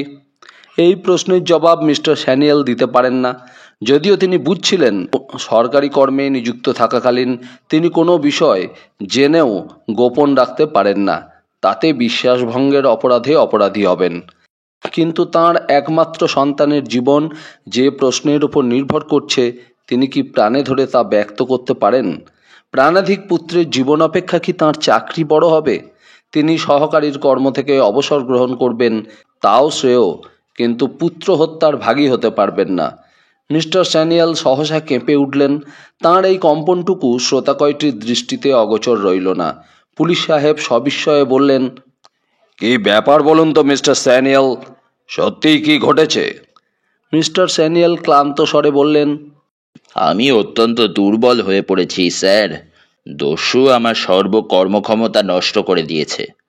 আমি এত দূর অবসন্ন হয়ে পড়েছি যে নিকট ভবিষ্যতে কোনো কাজ করা সম্ভব হবে কিনা জানি নে। পুলিশ সাহেব সহানুভূতিসূচক স্বরে বললেন, আপনি চিন্তিত হবেন না মিস্টার স্যানিয়েল, এখানকার সিভিল সার্জন অভিজ্ঞ চিকিৎসক, তিনি আপনাকে দুদিনেই সবল করে তুলবেন। হ্যাঁ, এখন বলুন, সাংকেতিক দলিল সম্বন্ধে আপনি কি জানেন? মিস্টার স্যানিয়েল বললেন, মোহনের ধারণা আমি দলিলের পাঠোদ্ধার করেছি, তাই পাছে আমি ওই দলিলের কোনো সুযোগ গ্রহণ করি এই ভয়ে আমাকে বন্দি করেছিল। তার ভয় হয়েছিল আমি যে প্রবন্ধ ডেইলি নিউজে পাঠিয়েছি তাতে বুঝি দলিলের মর্মোদ্ধার করে সারা জগৎকে জানিয়ে দিয়েছি। শুধু আমাকে বন্দি করেই ক্ষান্ত হয়নি, আমার একমাত্র সন্তানকে পর্যন্ত দস্যু চুরি করেছে। সে আমাকে শাসিয়েছে, যদি ওই সাংকেতিক দলিলের মর্ম কারো নিকট ব্যক্ত করি তাহলে সে আমার পুত্রকে নৃশংসভাবে হত্যা করবে। মিস্টার স্যানিয়েলের স্বর গাঢ় হয়ে নীরব হলো। ম্যাজিস্ট্রেট বললেন, সত্যিই কি আপনি ওই দলিলের পাঠোদ্ধার করেছেন? মিস্টার স্যানিয়েল প্রশ্ন এড়িয়ে গিয়ে বললেন, মোহনের তো তাই ধারণা।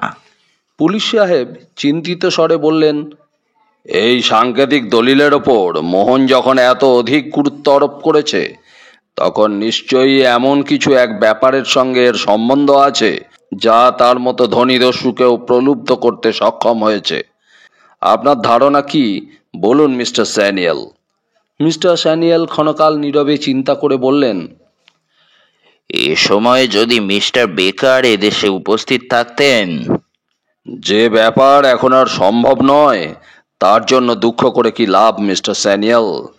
তার চেয়ে আমি বলি কি, আমরা যদি ভারতের প্রসিদ্ধ সংবাদপত্র সমূহে এই দলিলের প্রতিলিপি প্রকাশ করি এবং সেই সঙ্গে মিস্টার বেকারকে এর একখণ্ড কপি বিলেতে পাঠিয়ে দিই, তাহলে কারো না কারোর দ্বারা এই সমস্যার সমাধান হলেও হতে পারে।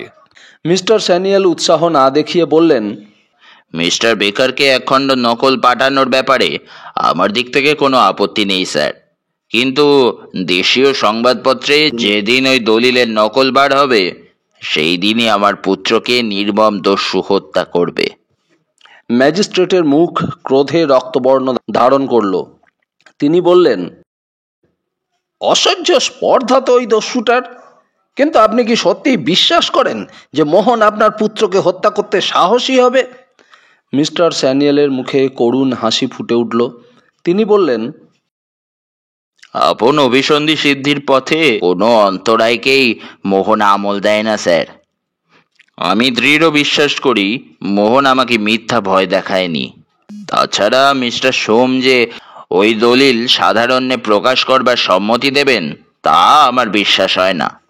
তাকে আমি সম্মত করাতে পারতাম, কিন্তু যেখানে আপনার পুত্রের জীবন নিয়ে সম্বন্ধ, সেখানে আমি আর আগ্রহ বোধ করছি না।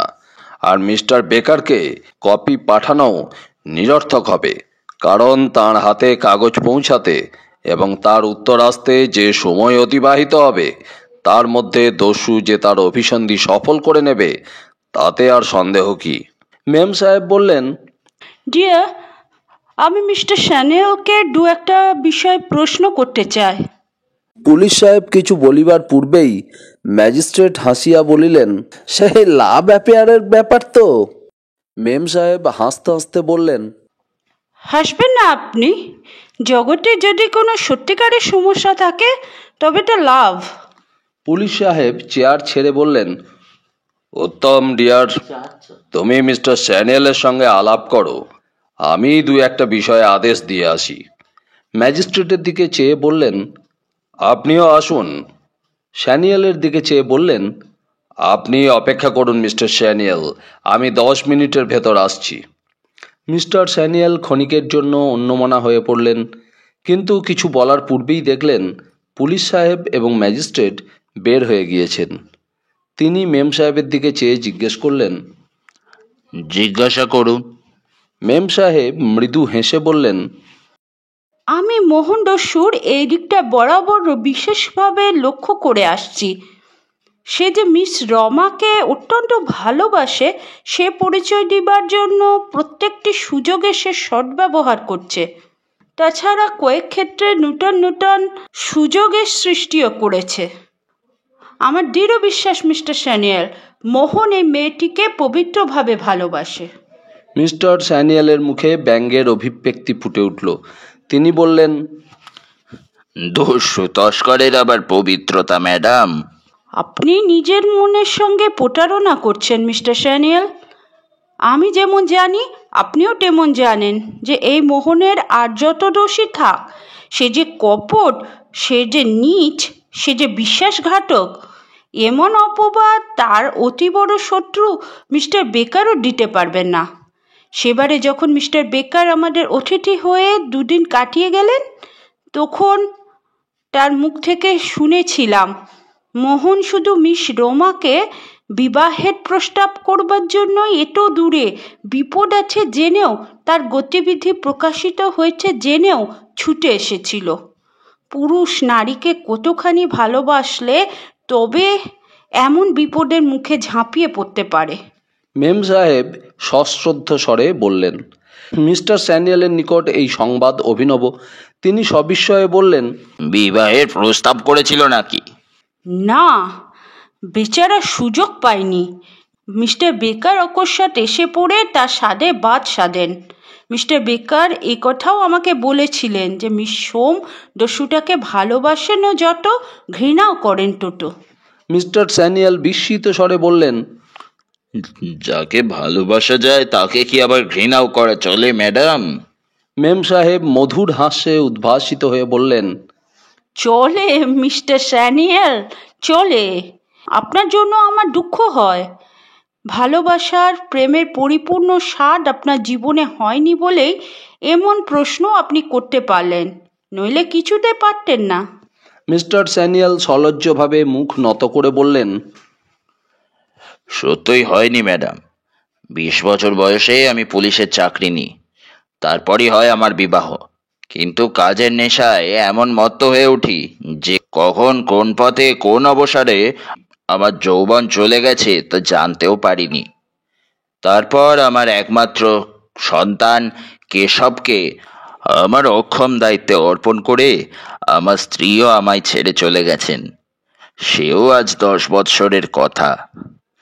এই 10 বৎসর আমি নারী জাতি সম্পর্কে কোনো আলোচনা করবার অবসরও পাইনি।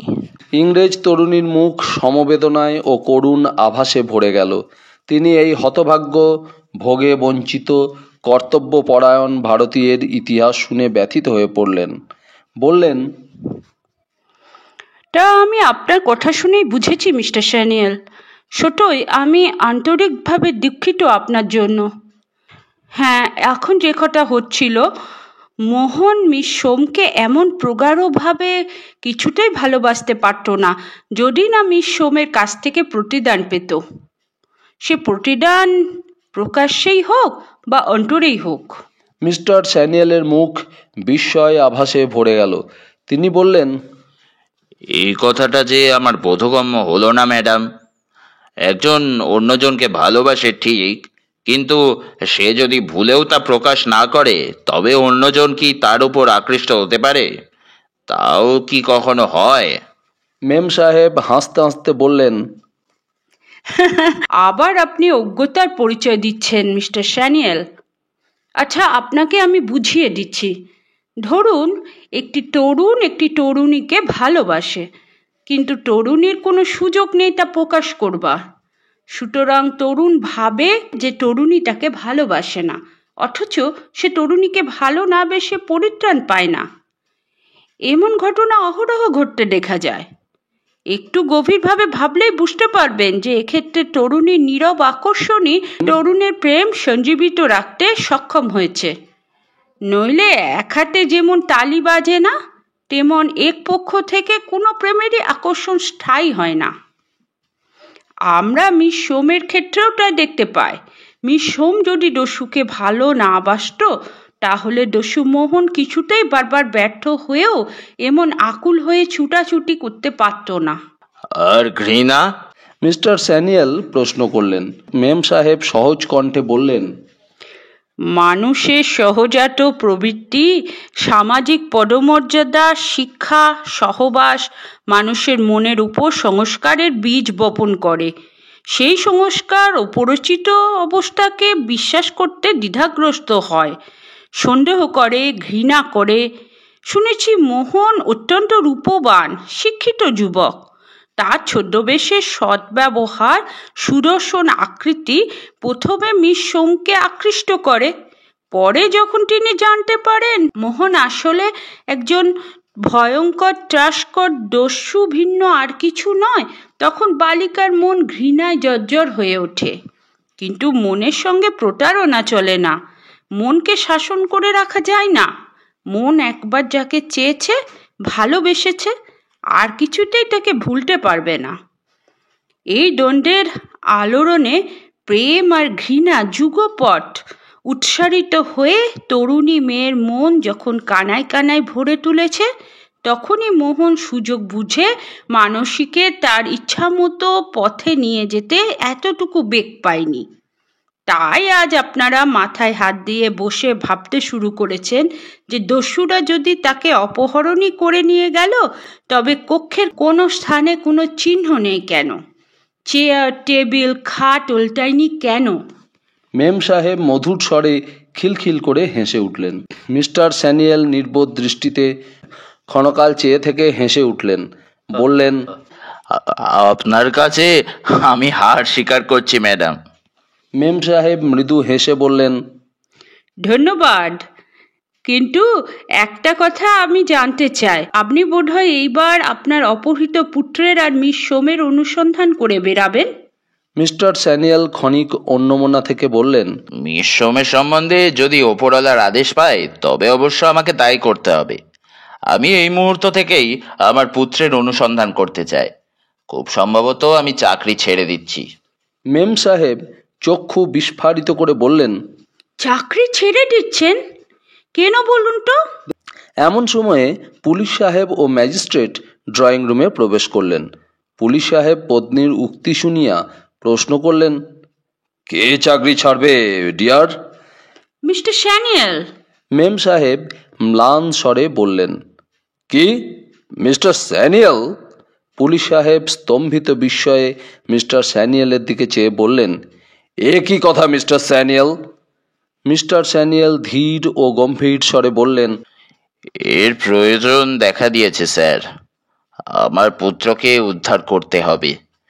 এই একমাত্র কাজ ছাড়া বর্তমানে আমি অন্য আর কোনো দ্বিতীয় কাজে মন দিতে পারবো না।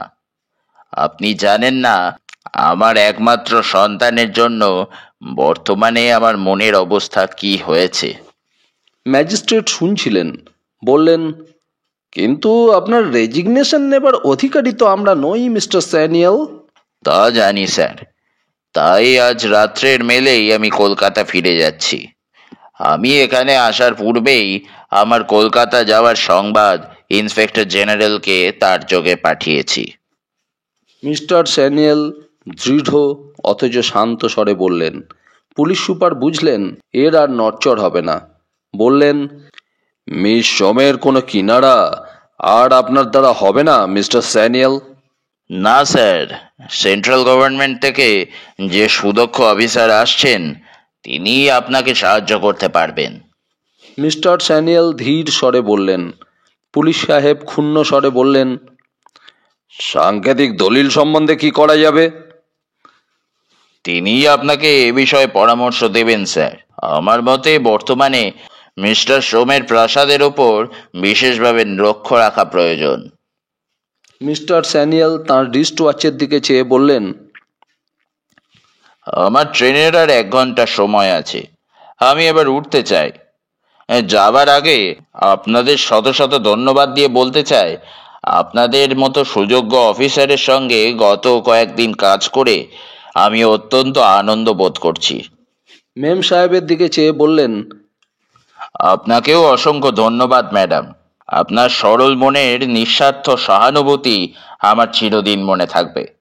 যদি কোনোদিন আমার পুত্রকে দস্যুর কবল থেকে উদ্ধার করতে পারি, তবে ফিরে এসে মিস সোম সম্বন্ধে আপনার কথা কতদূর সত্য তা যাচাই করে যাব। সকলে উঠে দাঁড়ালেন ও মিস্টার স্যানিয়েলের সঙ্গে করমর্দন করলেন। পুলিশ সুপার দ্বিধাগ্রস্ত মনে সহসা প্রশ্ন করলেন, আপনি কি মোহনের ভয়েই চাকরি ছাড়ছেন মিস্টার স্যানিয়েল? প্রশ্ন শুনে মিস্টার স্যানিয়েলের মুখে ব্যথার চিহ্ন ফুটে উঠল। তিনি স্থির দৃষ্টিতে চেয়ে থেকে বললেন, আমি জীবন্ত মৃত্যুকেও ভয় করি না স্যার। মোহন তো রক্ত মাংসে গড়া মানুষ। তবে আপনার... পুলিশ সাহেবের কথায় বাধা দিয়ে মিস্টার স্যানিয়েল বললেন, জীবনে কোনোদিন ভুলেও কর্তব্যচ্যুত হইনি স্যার। একমাত্র কর্তব্যের জন্যই আজ আমাকে, আমি যে কাজ সারা মন দিয়ে ভালোবাসি, শ্রদ্ধা করি, তাই ত্যাগ করতে হচ্ছে। আজ এর থেকে বেশি আর জানতে পারবেন না স্যার। কিন্তু কখনো যদি সময় ও সুযোগ আসে তবে... আচ্ছা, goodbye sir. Goodbye madam. সকলে অভিবাদন জানিয়ে বললেন, goodbye mister Sanyal. Goodbye mister স্যানিয়েল।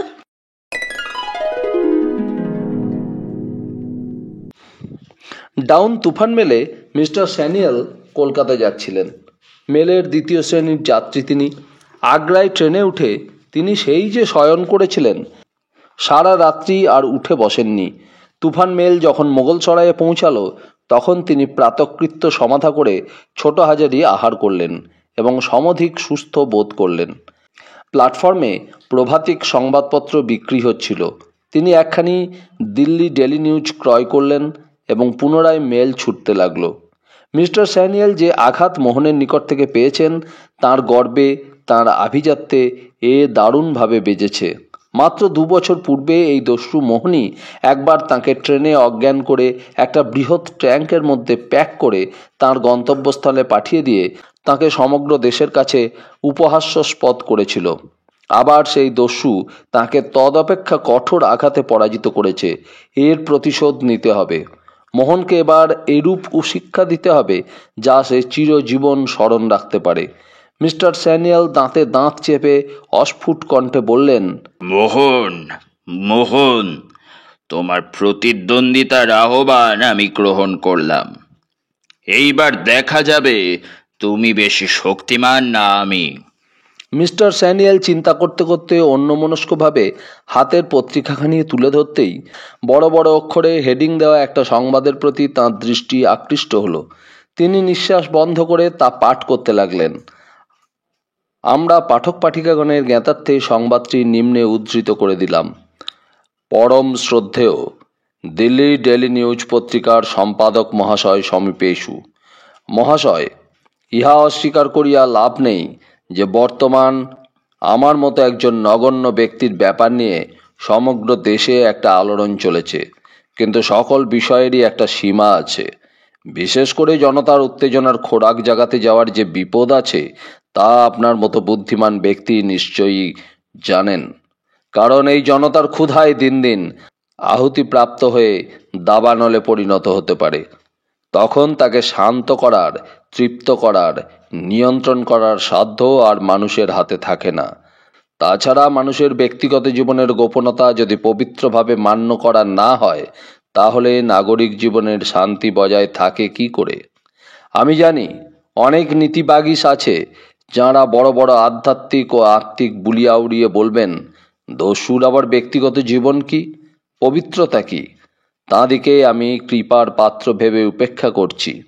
যাই হোক, আমি এখানে কয়েকটি স্বীকৃতি লিপিবদ্ধ করছি, যাতে ঘটনা পরিষ্কার হয়ে যাবে। হ্যাঁ, আমি কুমারী রমা সোমকে নিয়ে এসেছি। আমি তাকে ভালোবাসি, প্রাণ ভরে ভালোবাসি। আমি জানি না জগতে কোনো পুরুষ কোনো নারীকে এত গভীরভাবে ভালোবাসতে পারে কি না। এর মধ্যে কোনো রহস্য নেই, কোনো সমস্যা নেই। আমি রমাকে ভালোবাসি। রমাহীন জীবন আমি ধারণা করতে পারি না, কল্পনা করতে পারি না। তাই আমি দেবীকে স্বগৃহে প্রতিষ্ঠা করেছি। আমি আপনার নিকট এই প্রার্থনা করছি যে ভবিষ্যতে আমার বা আমার প্রিয়তমা নারী রমার নাম নিয়ে আপনার কাগজে কোনো আলোচনা করে জনতার ক্ষুধার খোরাক জোগাবেন না। আমি এখন শান্তি প্রয়াসী। আমি শান্তি চাই। আমি নিরবিচ্ছিন্ন শান্তিতে ডুবে থাকতে চাই। আপনি কি বলতে পারেন আমার এই সঙ্গত ন্যায্য প্রার্থনায় জগতের কোনো ক্ষতি হবে?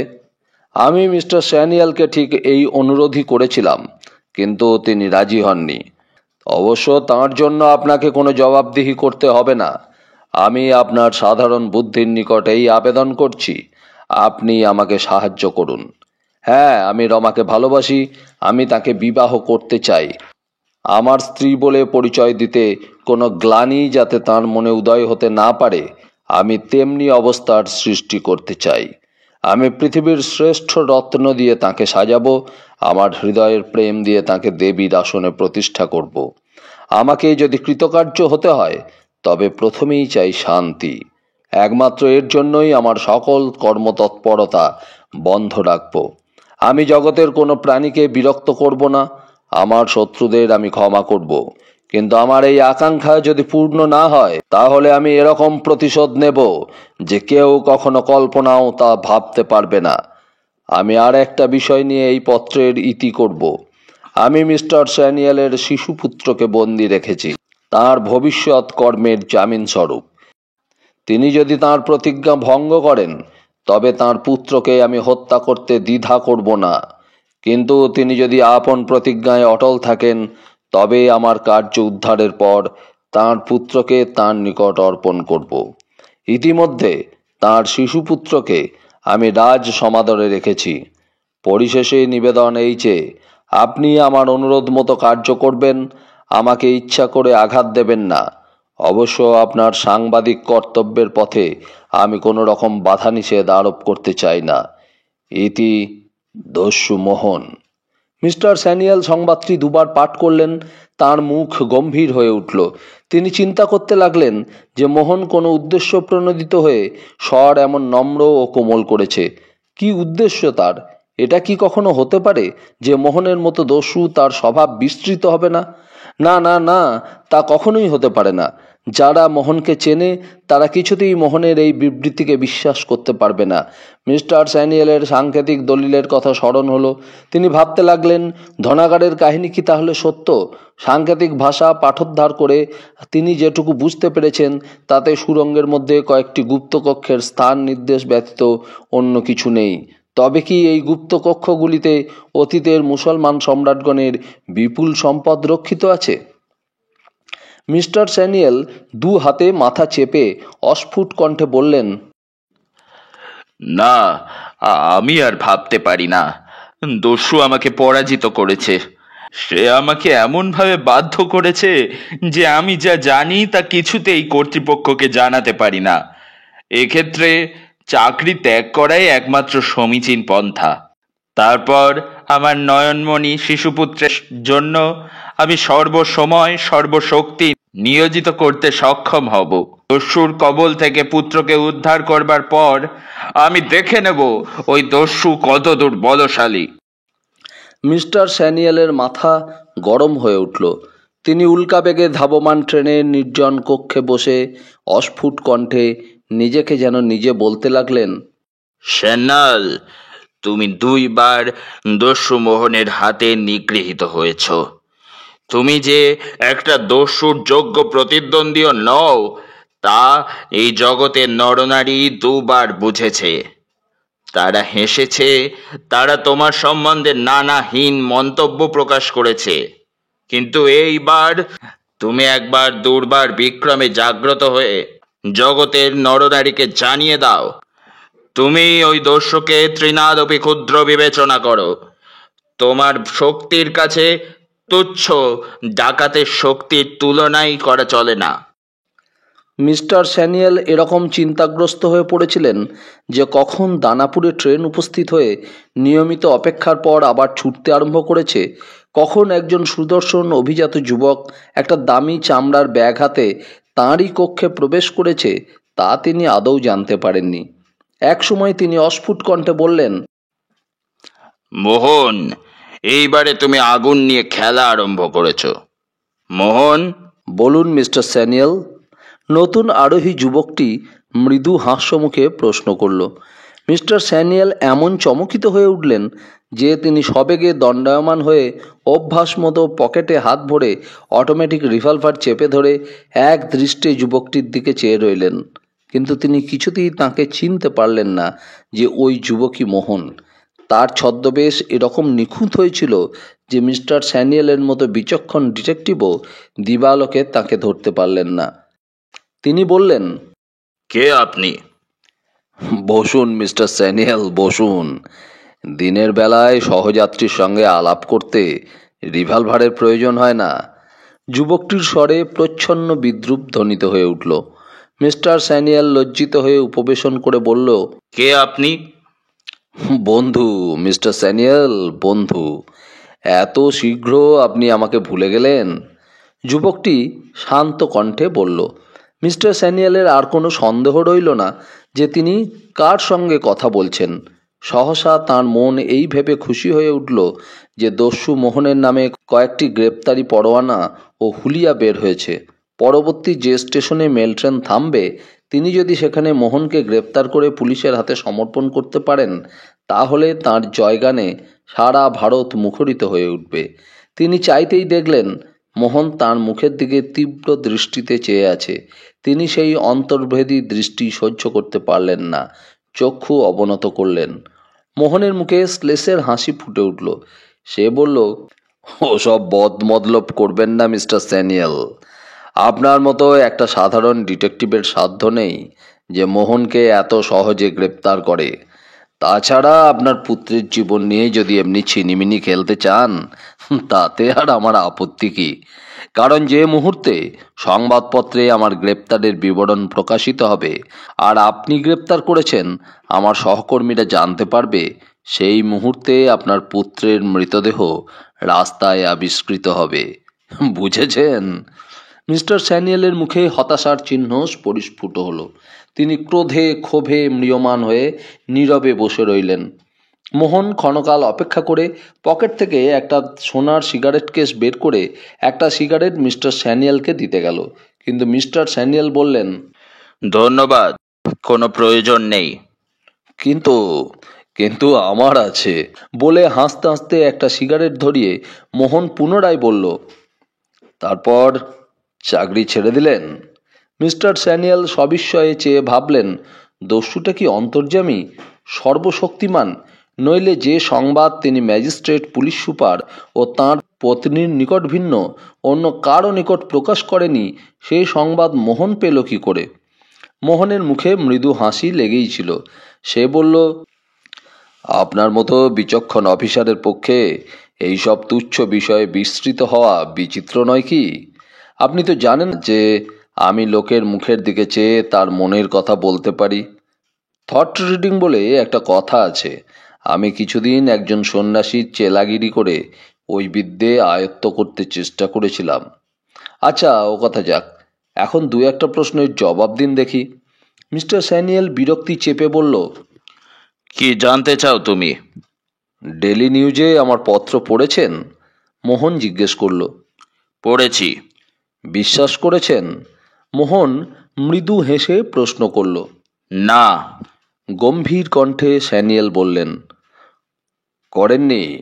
কিন্তু কেন জানতে পারি কি? আমি কৈফিয়ত দিতে প্রস্তুত নই। মিস্টার স্যানিয়েল মুখ ফিরিয়ে বললেন। মোহন হাসতে লাগলো, বলল, সত্যি আমার দুঃখ হয় আপনাদের জন্য। আপনারা এক একটি মনুষ্য যন্ত্রে পরিণত হয়েছেন। এতটুকুও মনুষ্যত্ব আপনাদের মধ্যে নেই। আপনারা কাউকেই বিশ্বাস করেন না, নিজেকেও নিজে বিশ্বাস করেন না। যে প্রথা মানুষকে এমনভাবে অমানুষ করতে পারে সে প্রথাকে প্রশংসা করা যায়, কিন্তু শ্রদ্ধা করা যায় না।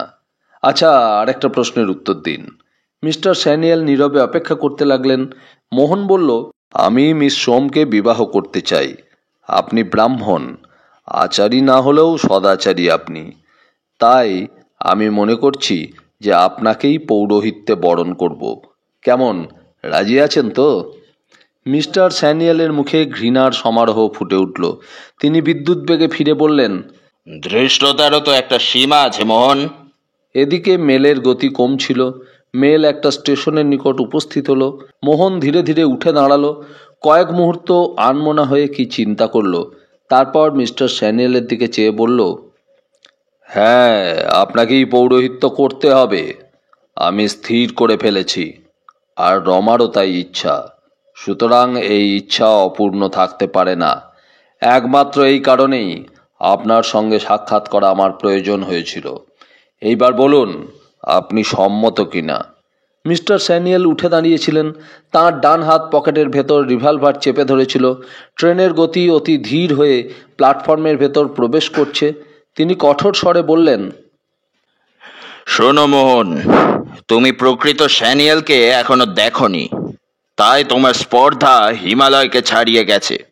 আমি মৃত্যুবরণ করব, আমার পুত্রকেই তুমি হত্যা করবে, তবুও আমাকে দিয়ে এত বড় একটা মহা অন্যায়, অত্যন্ত জঘন্য নীচ কাজ করাতে পারবে না। মোহনের মুখের হাসি লুপ্ত হয়ে গিয়েছিল। সে বলল, অন্যায়, জঘন্য, নীচ? কেন? তোমার মতো হীন দস্যুর তা ধারণা হবে না। আমি একবার যে প্রতিজ্ঞা করেছি তা আমি সর্বপ্রযত্নে পালন করব, কিন্তু তুমি। সহসা ট্রেন দাঁড়িয়ে পড়ল। পর মুহূর্তে ব্যাগটি হাতে তুলে মোহন প্ল্যাটফর্মে জনতার ভেতর অদৃশ্য হয়ে গেল। মিস্টার স্যানিয়েল দ্রুতপদে কামরার দরজার নিকট এসে আর মোহনকে দেখতে পেল না। তিনি দেখলেন পাটনা জংশনে উপস্থিত হয়েছেন। মেল ট্রেন নিয়মিত সময়ে অপেক্ষা করে পুনরায় পূর্ণ বেগে ছুটতে লাগলো। মিস্টার স্যানিয়েল শয়ন করলেন ও নানা সমস্যা সম্বন্ধে চিন্তা করতে লাগলেন।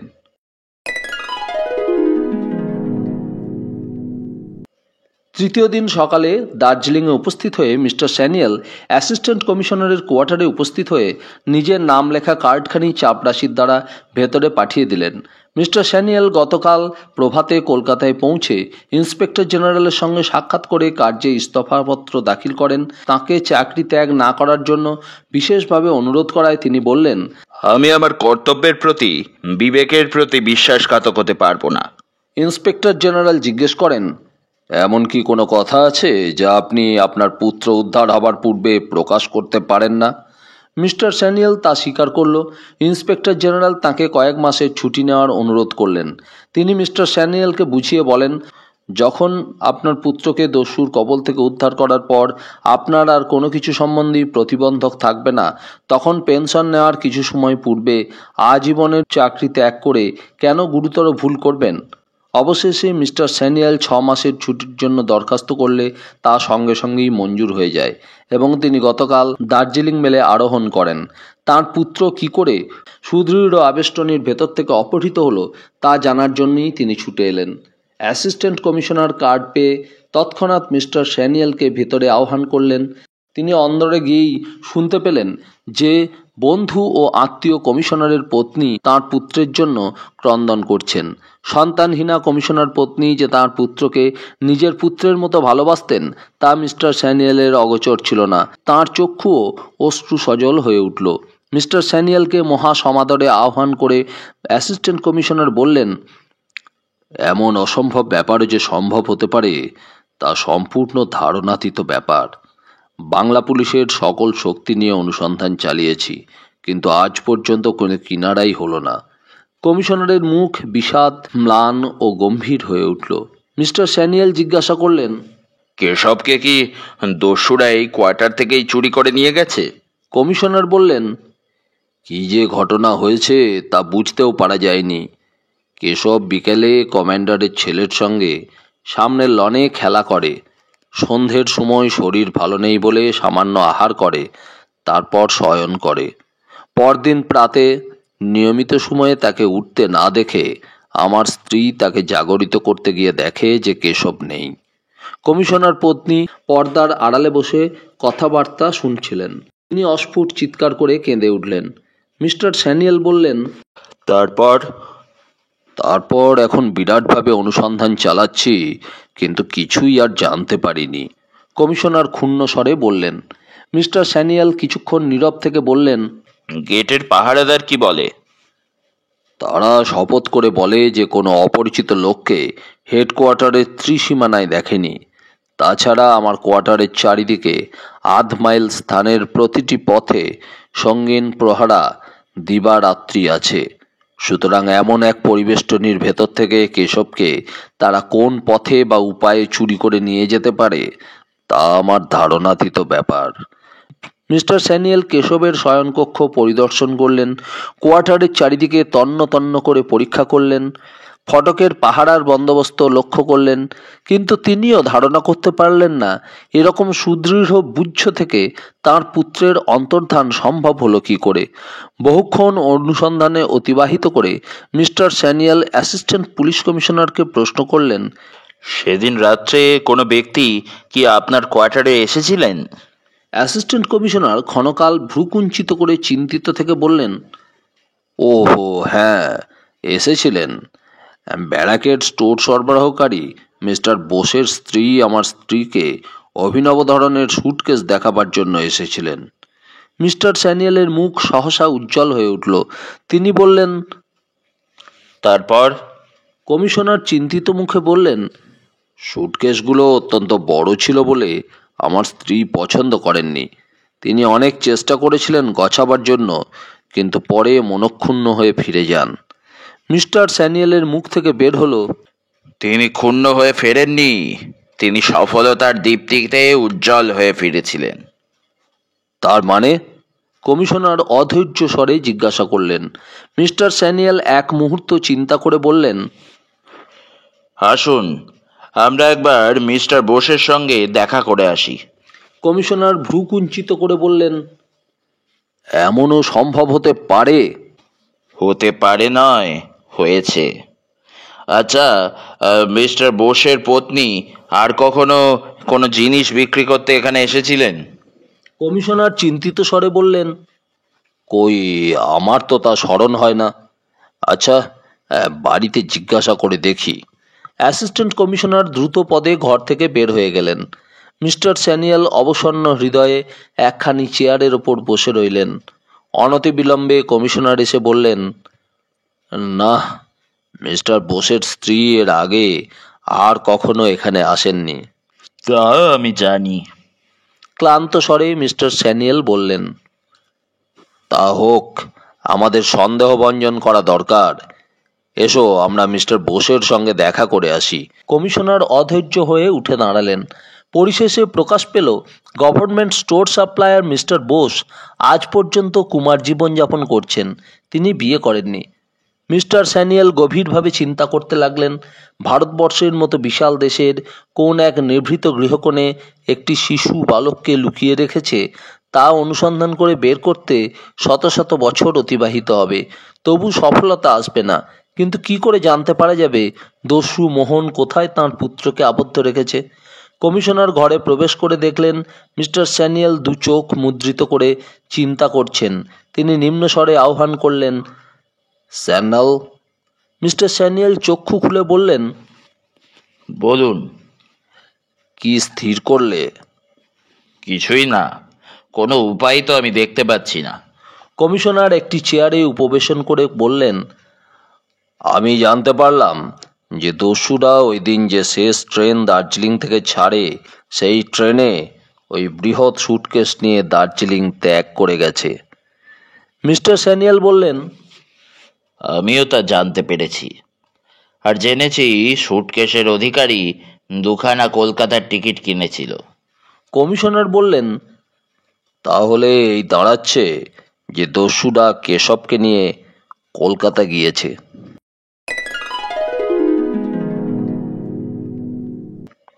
সত্যিই কি দস্যুরা কেশবকে নিয়ে কলকাতা গিয়েছে? মিস্টার স্যানিয়াল কি খুঁজে পাবেন তাঁর ছেলে কেশবকে? কিভাবে, কি পথে?